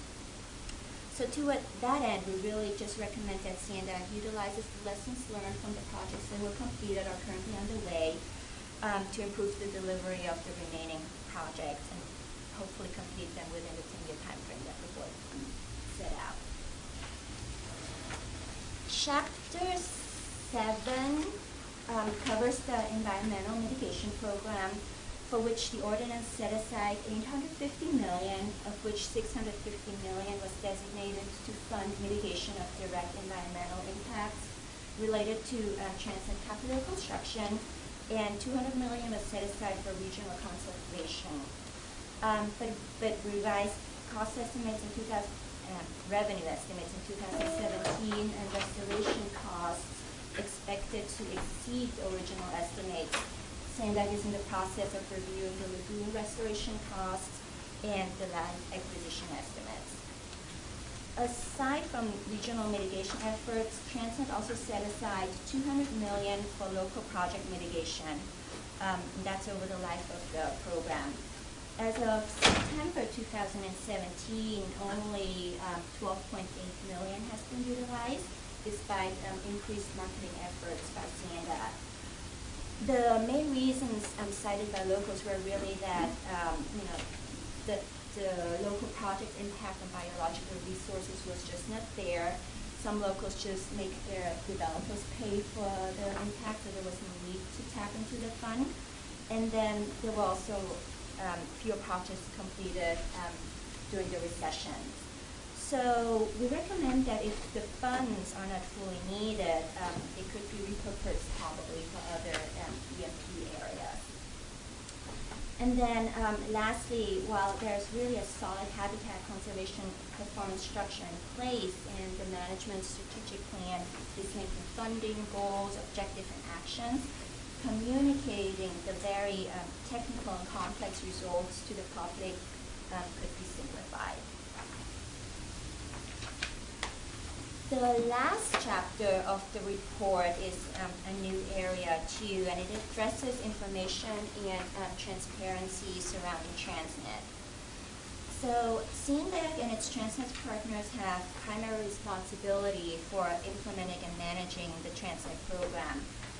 From that responsibility, there are implied obligations to communicate efforts, activities, and results to the public, not only to increase awareness of Transnet, but also to hold officials tasked with Transnet program oversight accountable to taxpayers. So for this audit cycle, we were asked to look into how data could be better synthesized for decision makers and how much the public really knows about Transnet. To make informed decisions, the board and committees have to navigate voluminous information, such as this report, which is not unlike similar organizations though. But there seems to be ways to more succinctly summarize the data and provide decision makers with more digestible summaries of pros and cons and any technical policy implications that decisions would have. So this slide is an example of what could be achieved, and it's a snapshot of a staff summary accompanying each agenda item that the Maricopa Association of Government is providing to their committees. So really, in a couple sentences, it gives the decision maker the pros and cons and any technical and policy implications. The other area in this chapter relates to information presented or available to the public. And what we found is that while Transnet represents a significant portion of the region's transportation improvements, the public may not have a strong recognition or association with the program. So to help change that and increase visibility, we have a couple of recommendations, beginning with CNDAG tracking and reporting accomplishments against the 7 Transnet goals that we showed in an earlier slide in a snapshot format, and then also take advantage of social media and Transnet partner agency websites to more prominently feature Transnet projects. Transnet partners could provide links back to CNDAG, Transnet homepage, and highlight Transnet projects more. Right now, it's really just Caltrans who links back to Transnet, but a lot of the local jurisdictions do not. And then lastly, the Transnet dashboard is still a valuable tool, which we think CNDAG could use to reconcile completed and in-progress projects back to with what was promised to the voters back in 2004. The last slide just outlines the next steps until the report is finalized in July. So today we're presenting it to you. Next week it goes to the Transportation Committee. We're finalizing the report June 20th and presenting it again to ITALC at its July meeting before it goes to the board at the end of July. And then in 2020, that's the 5th triennial performance audit. So before we take your questions, we would like to thank CNDAG and all of its Transnet partners for their cooperation over the past few months. It's been difficult with both the 10-year and the audit going on at the same time. And we know that the word audit often has a negative connotation, but everyone we worked with has been very forthcoming and welcomed open discussions on issues and recommendations. And not just this audit cycle, but going back to 2008 as well. So with that, we're happy to answer any questions you have.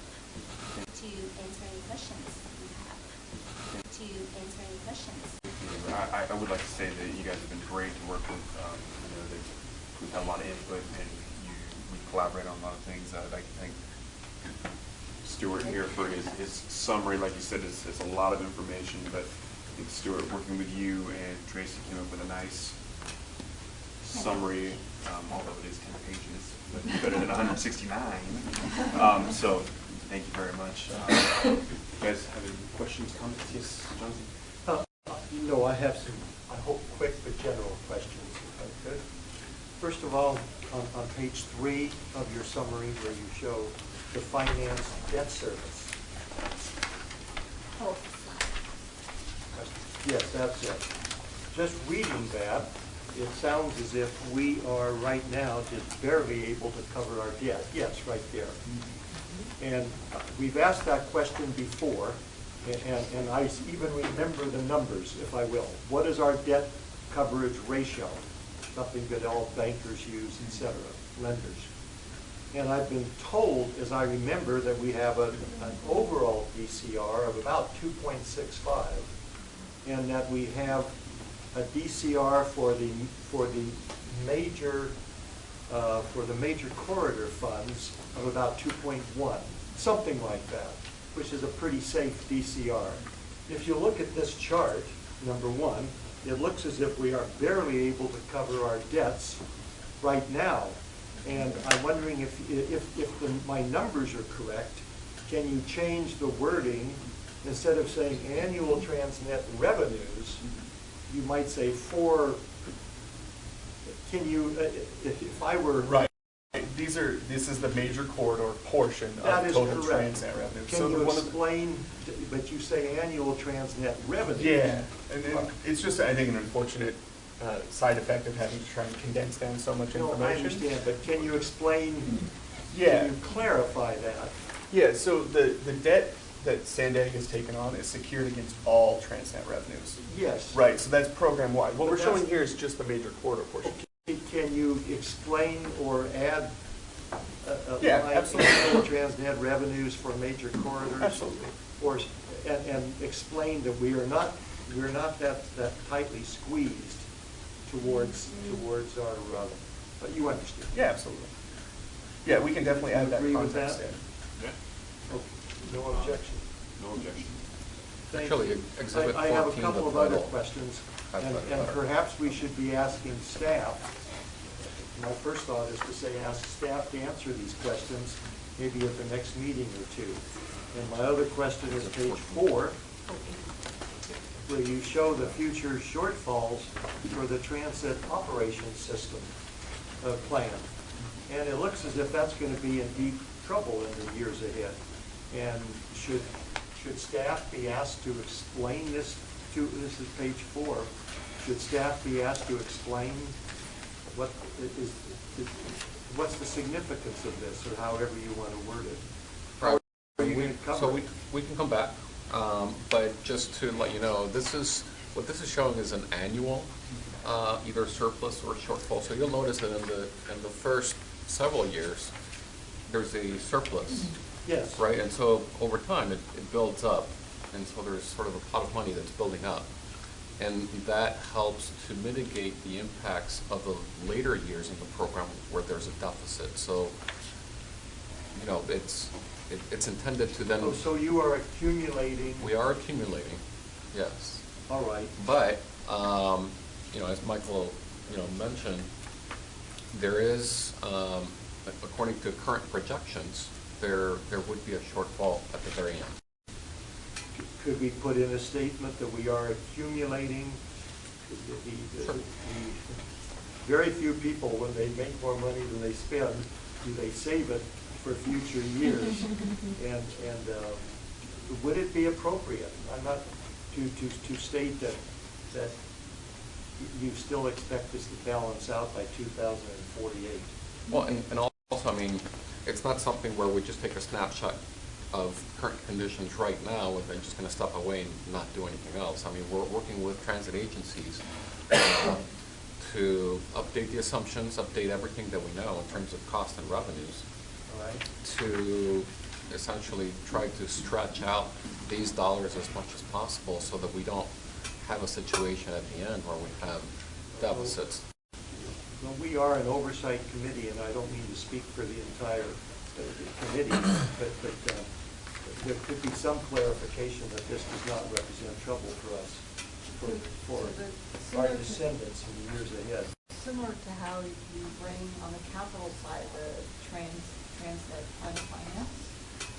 One of the things we've started in recent years, and the team needs to be bringing it here because we've been working on it for quite a while, is a transit operations plan. So these very operations dollars. We do see something, you know, in the future years that we're going to need to address. So obviously on the revenue side, we've adjusted our long-term forecast, and we have that, and we do that on an annual basis. For this, the operating costs and the fare subsidy are other things we have to work with the operators to try to predict. And I'm not so sure that, you know, I mean, we have obviously projections, but depending on whether fare increases are done over time, you know, there's a number of assumptions that are going to go into that, and also the cost of providing these kinds of services. So I think you saw an early presentation. This was presented to us a couple of meetings ago. High level, but really there was no details, solution at that no, point. the details, we really need to come back and actually show you where this is. It's, you know, right now we're snapshot in time with the current assumptions in place of when services would come, how much they may cost, and revenues and whatnot. We do see some issues happening toward the tail end of the 40-year program. So we'll need to address that or keep an eye on that. And may need to go into making some assumptions on, okay, we will fund these services, but when the next service comes online, we'll need to evaluate that. So that's something that should be coming to you in the next few months. Okay, thank you. Well, we shouldn't be having any problems until 2035. Yeah, it's not imminent. So it's not imminent. But it's, another question I would have, and this is Kim, Jose, on page 6, you talked about the 70-30 split. Or can you bring us up to date in the future as to what's happening? That would take board action, would it not? Right, so the plan right now is part of the 10-year review, and now with, you know, the triennial. One of the recommendations is to take another look at the 70-30 split and bring options. We'll probably be working, because this affects the local agencies, we will be working with them through the CTEC committee. You'll be bringing us recommendations to make to the full board. Yes. All right. And then I guess the last thing I picked up is this. I hate to see the word underutilized. This 200 million local mitigation bank underutilized. You did explain that, and that was that's your area, Mr. Chair. I'll let you. Is there any further information you want on that? No, I don't think there's anything at this point in time. I think it's something that we need to look at and see how it can be best utilized, if it can be utilized elsewhere. I'll leave that to you then. Yeah, I have been in touch with Keith, and yeah, this is something else that we'll be developing options. The EMP program is a little bit different in the sense that the EMP program itself is a lockbox program. So there's a greater degree of or a lesser degree of movement, if you will. But we're looking at, you know, what can we do within those limits so that we can improve on the utilization. All right. I realize there are obstacles. Please keep us advised. Yeah, we will be bringing that back to this committee as well. The EMP working group is actually going to have a discussion item about the performance audit results at its main meeting as well. And so they'll be touching on all of these recommendations, and then this is an excellent report. I'm looking forward to that. The language and the flexibility within the language, and what can and can't be done. So maybe legal issues. Yeah, I think before it gets done away with, are you educating the cities enough as to what's available to them? I think, I mean, obviously they know something about it, but. All right. That concludes my questions. Thank you, sir. Thank you. Just a question on this page 4 of the actual report, the graph there, where you did the moving average on the prior 10-year period, and it shows significant years of lower than the average growth. Right. So again, that's a recession period, but going forward, you're still assuming that there's not going to be another recession. So so if that was not met, then, as you say here, future mix of projects needed may change and affect funding needs. Is that kind of the result of, okay, if we can't match this growth, we're not gonna be able to cover the debt service. Well, I think there's two components, right? The first is having the money to pay for it, but the other is recognizing that on a 40-year time frame, the relative need or sort of scope of each project may sort of shift or contract a little bit. And so it's just, as things change, it's kind of revisiting both of those items, right? Making sure that we have the ability to pay for it, and making sure that things that we promised to the voters are still consistent with the original goals.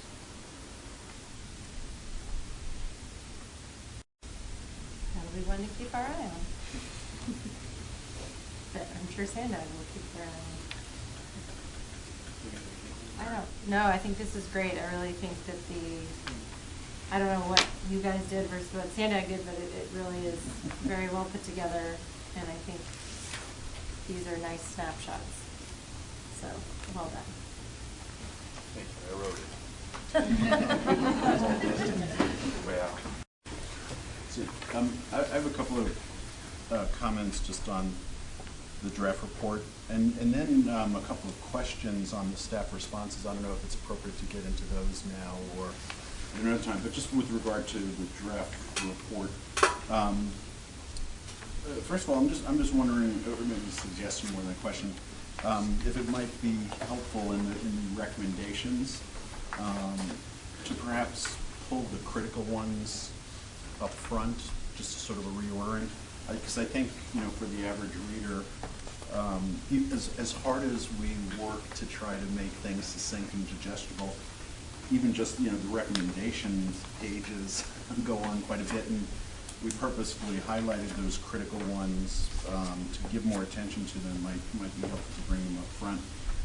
The other thing in that regard, in just sort of hearing a little bit of discussion, thinking through a little bit further, I would suggest considering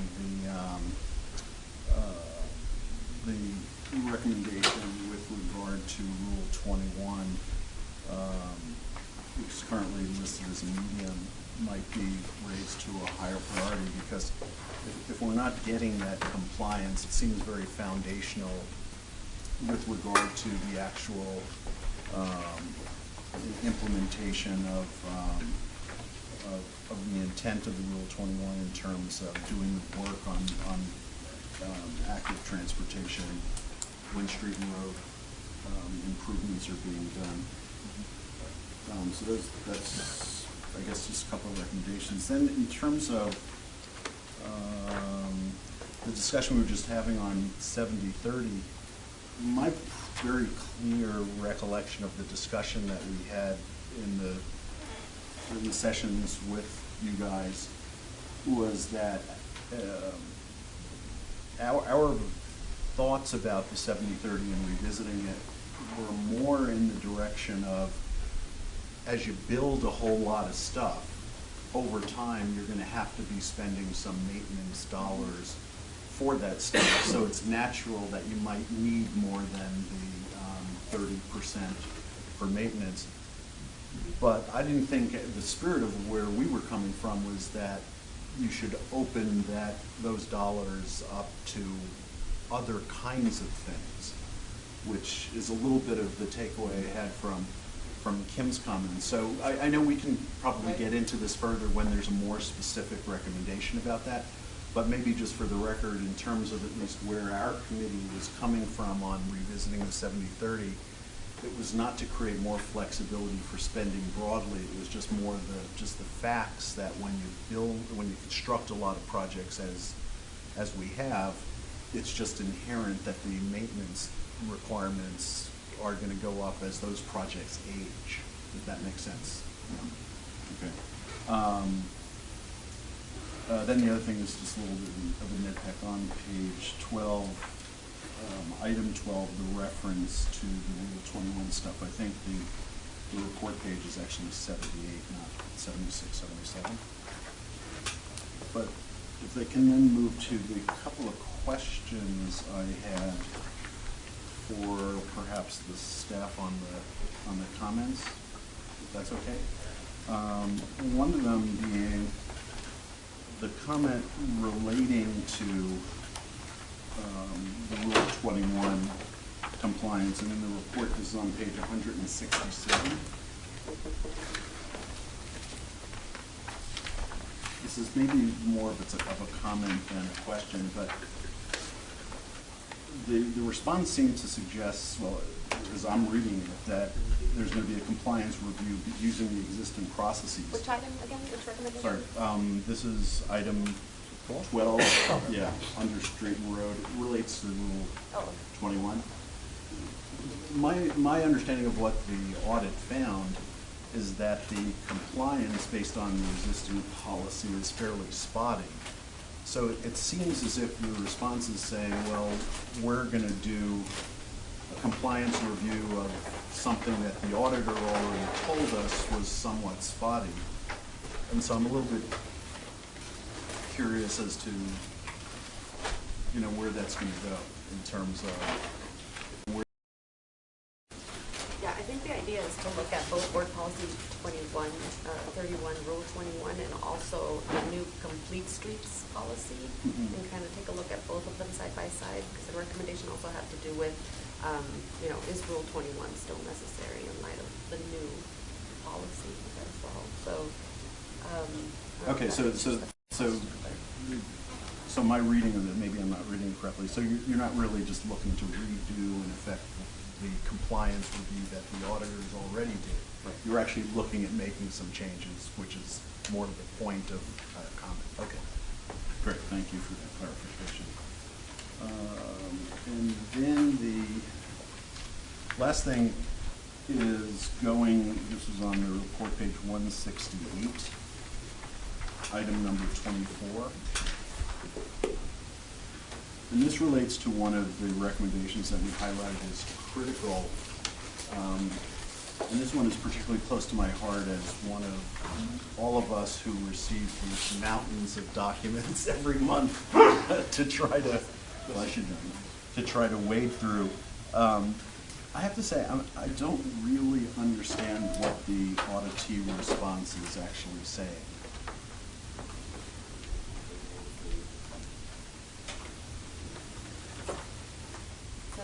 I mean, I guess I read the words, I understand the words, but I think the auditor gave an example of something fairly specific in terms of an improvement to the process, and this doesn't speak to the particular suggestion. I know it was just an example more than a mandate. Yeah, and I think, this is really an initial auditee response, and maybe we missed that on the header there. It's really, it's going to require obviously a little bit more digging into, talking with people, the project managers, stakeholders, to see what kind of changes need to be made. There's obviously already samples, the pros and the cons, for example, inside the report itself that this staff lead would be looking at as well. So it's really just an initial response, but definitely we would be addressing. But just to add to that, so just this week we were talking about this internally. So we're going through an internal process to essentially with the goal of increasing transparent communication. What is that? Because we realize that we produce lots of reports, and sometimes they can be very technical heavy, just complex, difficult to understand. So what can we do as an organization to improve the readability, the understandability of these reports? So we are going through an internal process to look for ways to do exactly that, to improve the understandability, ease of understanding the reports, so that people like yourself or board members, committee members, the public can pick up a report and better understand it. So that's sort of what we're trying to accomplish under this item. Okay. Yeah, I mean, we talked about this on Monday. It's been something that has been, at least, in my vision that we need to do as well, not just responding to this, but the fact that we have a lot of comments from ITOC members, from board members, because when you get our agendas, they're this big. And so we did some experimenting earlier this year where for some of the really key, like big items that are on our agenda. We did sort of a one-page cover. So you still produce like a, your regular report, but you had a one-page cover that just said if you read this, you would really understand the significance, really similar to what you're showing for the Maricopa. Kind of just big pictures. What's the fiscal impact? What's the policy impact? What are the pros and cons? We got some, I think we got positive feedback, but it was like, okay, could we take all our reports and roll that over? It really just putting a cover on all our reports. And the discussion we've been having internally is should we go that way, or should we just go, hey, let's take a look at our reports, and can we actually boil them down to something shorter, concise, that still captures the information, but you know, so an average everyday layperson could read it. And we're struggling, to be honest with you, between all the data we actually need to provide and how to make sure average people can read it and understand it. So it's something that's a work in progress, but it's definitely on our top of mind. We've looked at other, our sister agencies and stuff, and definitely their items are a lot shorter.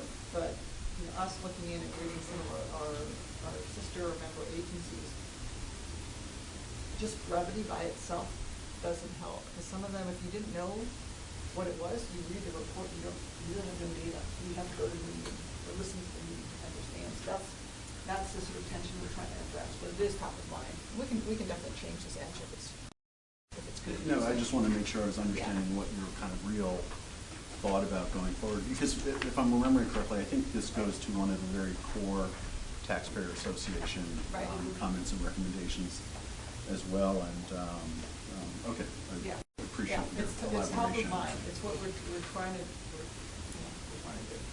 Great, thanks. Thank you. That's it. Thanks. Other than I would also echo Dustin's comments. You guys, they were great to work with. Not only bringing a lot of expertise, but just in terms of the process and working with the community, we did have lots of back and forth with feedback, and they were really very open and great to work with. So. You have to accept this if Stuart would make the motion to do so. I'd be happy to second it. But we have to sure, I move to approve and accept the report. I would second it, unless Caitlin, you would like to. No. I think we've already had a discussion. Do you have any comments or? So, take a vote. All those in favor? All right. Thank you guys very much. Thank See you next guys week. for working on the subcommittee. Okay. On to item number 9. Downtown Smart District Center Program funding recommendation for the climate action program. Hello. How are you? Good morning.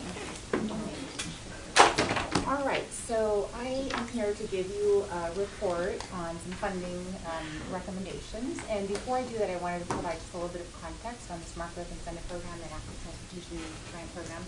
You heard an amendment a little bit earlier this morning. But essentially, we are in our fourth call for projects, our fourth cycle of call for projects. And in our previous 3 cycles, we have awarded over $50 million to over 100 projects, and we've leveraged about $35 million. And so over the past 9 or 10 years, we've essentially gotten about $85 million out in our region for smart growth and active transportation projects, and we're starting to see the fruition of that work. So we're in the 4th cycle of the call for projects currently. We were here back in September, soliciting your input on the criteria and the program requirements, and the Board of Directors issued the call for projects last December. We have 2 different kinds of sets of projects. We have some new requirements this particular cycle that have to do with some new eligibility requirements for the jurisdictions. One of those is that jurisdictions now have to have a climate action plan in place and a complete streets policy in place in order to be eligible to receive funds for smart growth or active transportation projects. So that was something that resulted from the board's adoption of the regional plan. And then the second new requirement essentially is that for jurisdictions that don't have adopted climate action plans and or complete streets, SANDAG has to provide funding to help them finalize those plans in order to then meet that eligibility requirement to be able to receive funds when they apply for smart growth and active transportation. So in the call for projects process, we took a recommendation with a lot of input from ITALC, the working groups, the policy advisory committees to to allocate $1 million, up to $1 million from the Smart Growth Incentive Program to be able to fund these climate action plans and complete street policy applications that might come in. So the call for projects was out there, applications were due in March, and basically after all of that work, we received one application for a climate action plan and no applications for complete streets policies. So the one application that we received was from the city of El Cajon for a climate action plan, and they're requesting $150,000, which was the upper limit because that included a CEQA document in order to help finalize that climate action plan. And the idea was that of that $1 million that has been identified from the Smart Growth Incentive Program, any funding not awarded for climate action plans and complete streets policies would go back into the Smart Growth Incentive Program pot of money. So currently we have about $30 million total in cycle 4 between the two programs. Again, there's only one application that was submitted for this climate action plan by the city of El Cajon. So we are going to be making these funding recommendations to the regional planning and transportation committees in early May and asking the board to move forward with this. And we're here today to get your input on the eligibility. ITALC's responsibility is to look at the eligibility of the projects, especially the ones that we recommend for funding. And so we wanted to make sure that you were aware of this and help answer any questions if you had any, and also see if you have any concerns with anything that's being proposed or recommended. So with that, I will wrap up my presentation and see if I can help answer any questions, and if you want to get your discussion on the eligibility of the climate action plan that was submitted by the city of El Cajon. Action plan that was submitted. The eligibility for El Cajon to complete this, or for the whole smart growth section 4? What specifically is ITALC supposed to comment on? I'm not quite sure. So there is a provision in the Transit Extension Ordinance that identifies how the Smart Growth Incentive Program funds and Active Transportation Grant Program funds will be used, and generally it's to support either plans or projects that help implement smart growth or active transportation. And again, we had in the regional plan a mitigation measure that had two new requirements. One was that jurisdictions had to have an adopted climate action plan and complete streets policy to be eligible, and the second was that if we, that we had to provide funding and make sure that that was available to help assist the jurisdictions to finalize those documents. So again, we have this regional plan mitigation measure and the environmental impact report that is part of the reason for doing this. And so we have this one application. So really it's more about the eligibility on the application and the funding recommendations than anything. We will be bringing back all of the funding recommendations for the smart growth and active transportation projects in the next couple of months. We received 55 applications between the two programs, and so that's quite a number of applications, over $55 million or $30 million of funding. So when we bring those back, we'll also be asking you to look at the eligibility of those particular projects. But right now, we've split these into two funding recommendations. We wanted to move these forward so that if the jurisdiction does receive the funding, we can start working on their account and get it completed in order to be eligible to receive the additional funds for active and smart growth if they are awarded those funds. Considering 1 of 4, I don't think that's that bad. But did you happen to find out why the other 3 did not apply? You said 4 jurisdictions don't have a cap, right? So. Oh, yeah. So, in fact, we've been working with our jurisdictions. We also, one of the other mitigation measures on the environmental impact report for the regional plan requires us to also provide technical assistance to our jurisdictions to help them with their climate action plans. And we have one of our team members from environmental here. And essentially, we reached out to them. We made them very aware of the fact that this money was available. We encouraged them very much to apply. And for various reasons, some of the jurisdictions, either they were too close to completing it, maybe they didn't feel they could get through a contracting process in order to expend the funds in time, maybe they felt that they had sufficient resources to complete those documents. And so again, we just received this one application.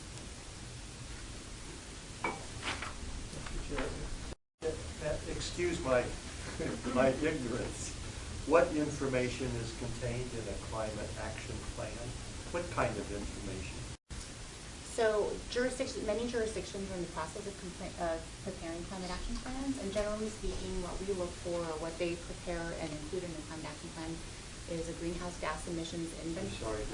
A greenhouse gas emissions inventory. So they look at, of all of the different uses, what is generating those greenhouse gas emissions in their jurisdiction. And then they also develop measures to help reduce those greenhouse gas emissions. So what are the actions that that jurisdiction will take to reduce those greenhouse gas emissions?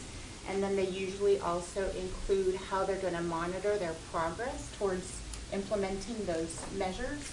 And so generally speaking, those are some of the key things that are included, as well as what kind of public outreach they would include in terms of the preparation and then ultimate adoption of that climate action plan. And then it serves as a guiding document along with their general plan in terms of helping a jurisdiction reduce their greenhouse gas emissions. So this basically is about greenhouse gas emissions.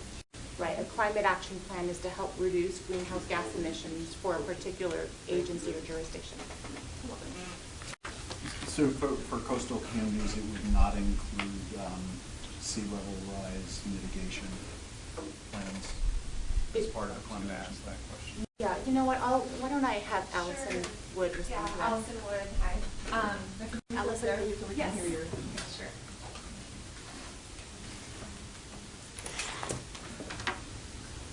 So most jurisdictions that are preparing a climate action plan, the focus is on the greenhouse gas reduction side. But in more recent years in particular, jurisdictions are recognizing the impacts of climate change, so they'll include sea level rise and actions to address that, or other impacts like extreme heat or wildfires, whatever impacts are relevant to their jurisdiction that would be exacerbated by climate change. I think there's two to be completed. One is now a requirement of the Coast Commission. The coastal jurisdictions are required to update their local coastal plans to address sea level rise. And yeah, I was wondering, is there an opportunity that some of these funds could be used to help some of those coastal jurisdictions do that? I know there's some areas where road infrastructure is in 2050, 2100 projected to be underwater, and just a nexus for transit, or street and roads, and I don't know if that's possible in the future.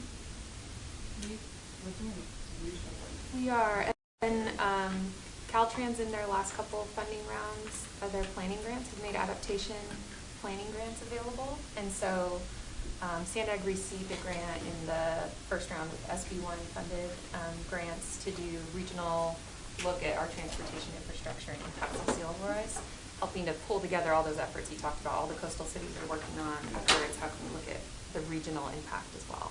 I'm finding, I work with the City of Del Mar, sit on their sea level rise committee. It's apparent that if they're not working in conjunction with each other, what this one does affects what happens here or what happens there. So they really got to communicate pretty much from Oceanside down. Yeah, yeah. So that's great to hear from you guys. We're trying to do some regional work in that area, Yeah. and the focus of transit, this transit smart growth application, smart growth incentive program and process is really to focus on carrying forward the work that we've committed to doing with these mitigation measures to offer funding to jurisdictions that do not have climate action plans. So yeah, we are doing a number of different things in that kind of broader. So going back to the topic, the climate action plan, I'm assuming that the El Cajon's application met all the requirements, good. You did mention it's at the upper end of the funding allocation, but it seems there's no others. It's a recommend approval. Doesn't look like it's an action. It's not a It was not an action It's recommendation. a discussion, and we It sounds like you're offering a great program and they're just not taking advantage of it. And the good news is that the $850,000 can go back into the program. So I don't see any reason why this shouldn't continue to be offered, but at that point, maybe they all have their climate action plans in place, so. and working towards them. And, you know, the great news is, I mean, we received $47 million worth of applications in the Smart Growth program, and, you know, we have about 26 million, so being able to add this 850,000, even though it's not a whole lot, it's every bit is going to help to, you know, implement some of these other projects. So when you mentioned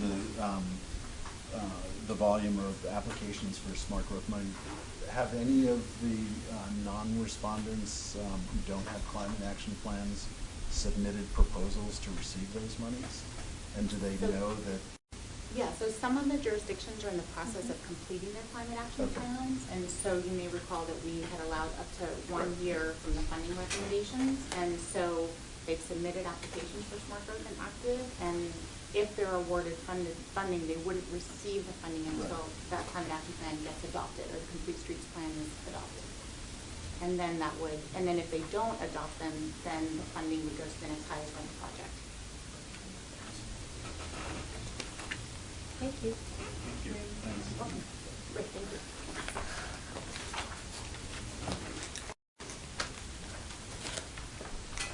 Item number 10 is the 2016 Regional Transportation Improvement Program Amendment number 11. Good morning. Actually, I'm bringing two amendments this morning, and in the interest of time, maybe we'll talk about both of them together. 11 and 12 at the same time. So we're doing items 10 and 11 together. Sure. And the reason we're bringing two amendments this morning is because amendment number 11 is being processed in addition to the regularly quarterly amendment to accommodate the fiscal year 2019 Transit Capital Improvement Program. It's detailed in discussion section starting in your report on page 2, and will be brought to the SANDAG Board of Directors at April 27th meeting. Again, just as a reminder, asked to review and discuss the projects included, focusing your attention on the Transnet funded projects. And the attachment 2, table 2, shows the detail of the projects. And then the cumulative capacity analysis regarding Transnet, the Disability Act and the transit system improvements through Amendment 11 for the transit agencies. You'll see a negative amount on Which amendment are you talking about? Amendment 11. They're very similar, but this one's just different because it's the specialized technique. Item 10. Item 10. Item 10 includes our TIP amendment 11. It was supposed to be item 11, and I was all excited to have amendment 11 as item 11 on April 11th, but somebody messed it up. Anyway, so you'll notice that there's a negative balance for MTF in the TDA, or the ADA amount, when that was due to the timing of the release of the new transit. I think because nobody seems to be on the right page here, it looks like it's page 13. Yeah, okay. page 13 of the report. That was due to the timing of the release of the new Transnet revenue estimates, and we had them correct that particular programming issue in Amendment 12. So that's a little disconnect there, but they're coming at the same time, so that issue was addressed. And also I wanted to call your attention then to the next table, which is table 3 on page 14. This is our type amendment change report, where we were looking at the difference between the before and after, the prior and the proposed costs of the project, and then the difference in total cost and the percent change. The ITOC had asked to have this report sorted differently to call attention to those projects that had the bigger impacts, and so we've sorted it by the absolute value of the cost difference, so that the projects having the higher change amounts are sorted to the top, and then provided a brief explanation for those projects which had differences of $10 million or more, just to inform you a little bit more. That's nice. Yeah. Is that helpful? Yes, very much. Thank you. Good.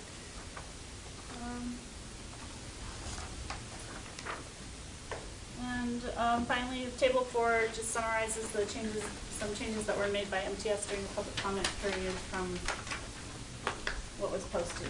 So, are there any questions on amendment number 11? Or yes. Yeah. Item 10, amendment 11.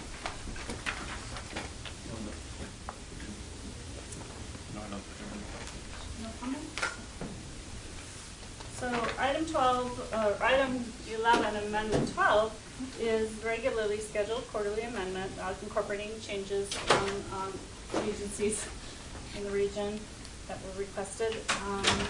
Same basically format with the same attachments, and there were no changes greater than 10 million in this particular amendment, so therefore there were no explanations provided in the table 3.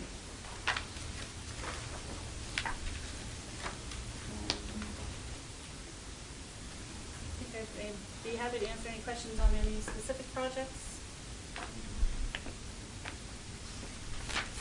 I have no questions. I have no question.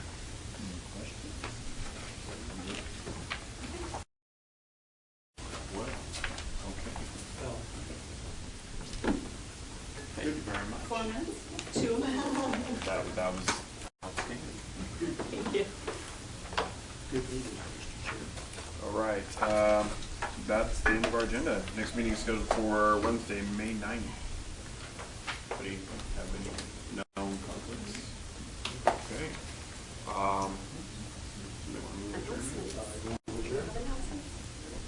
You can second it, that's the. Oh, I can second? I'll second the adjournment. We're adjourned. We're adjourned. Thank you very much.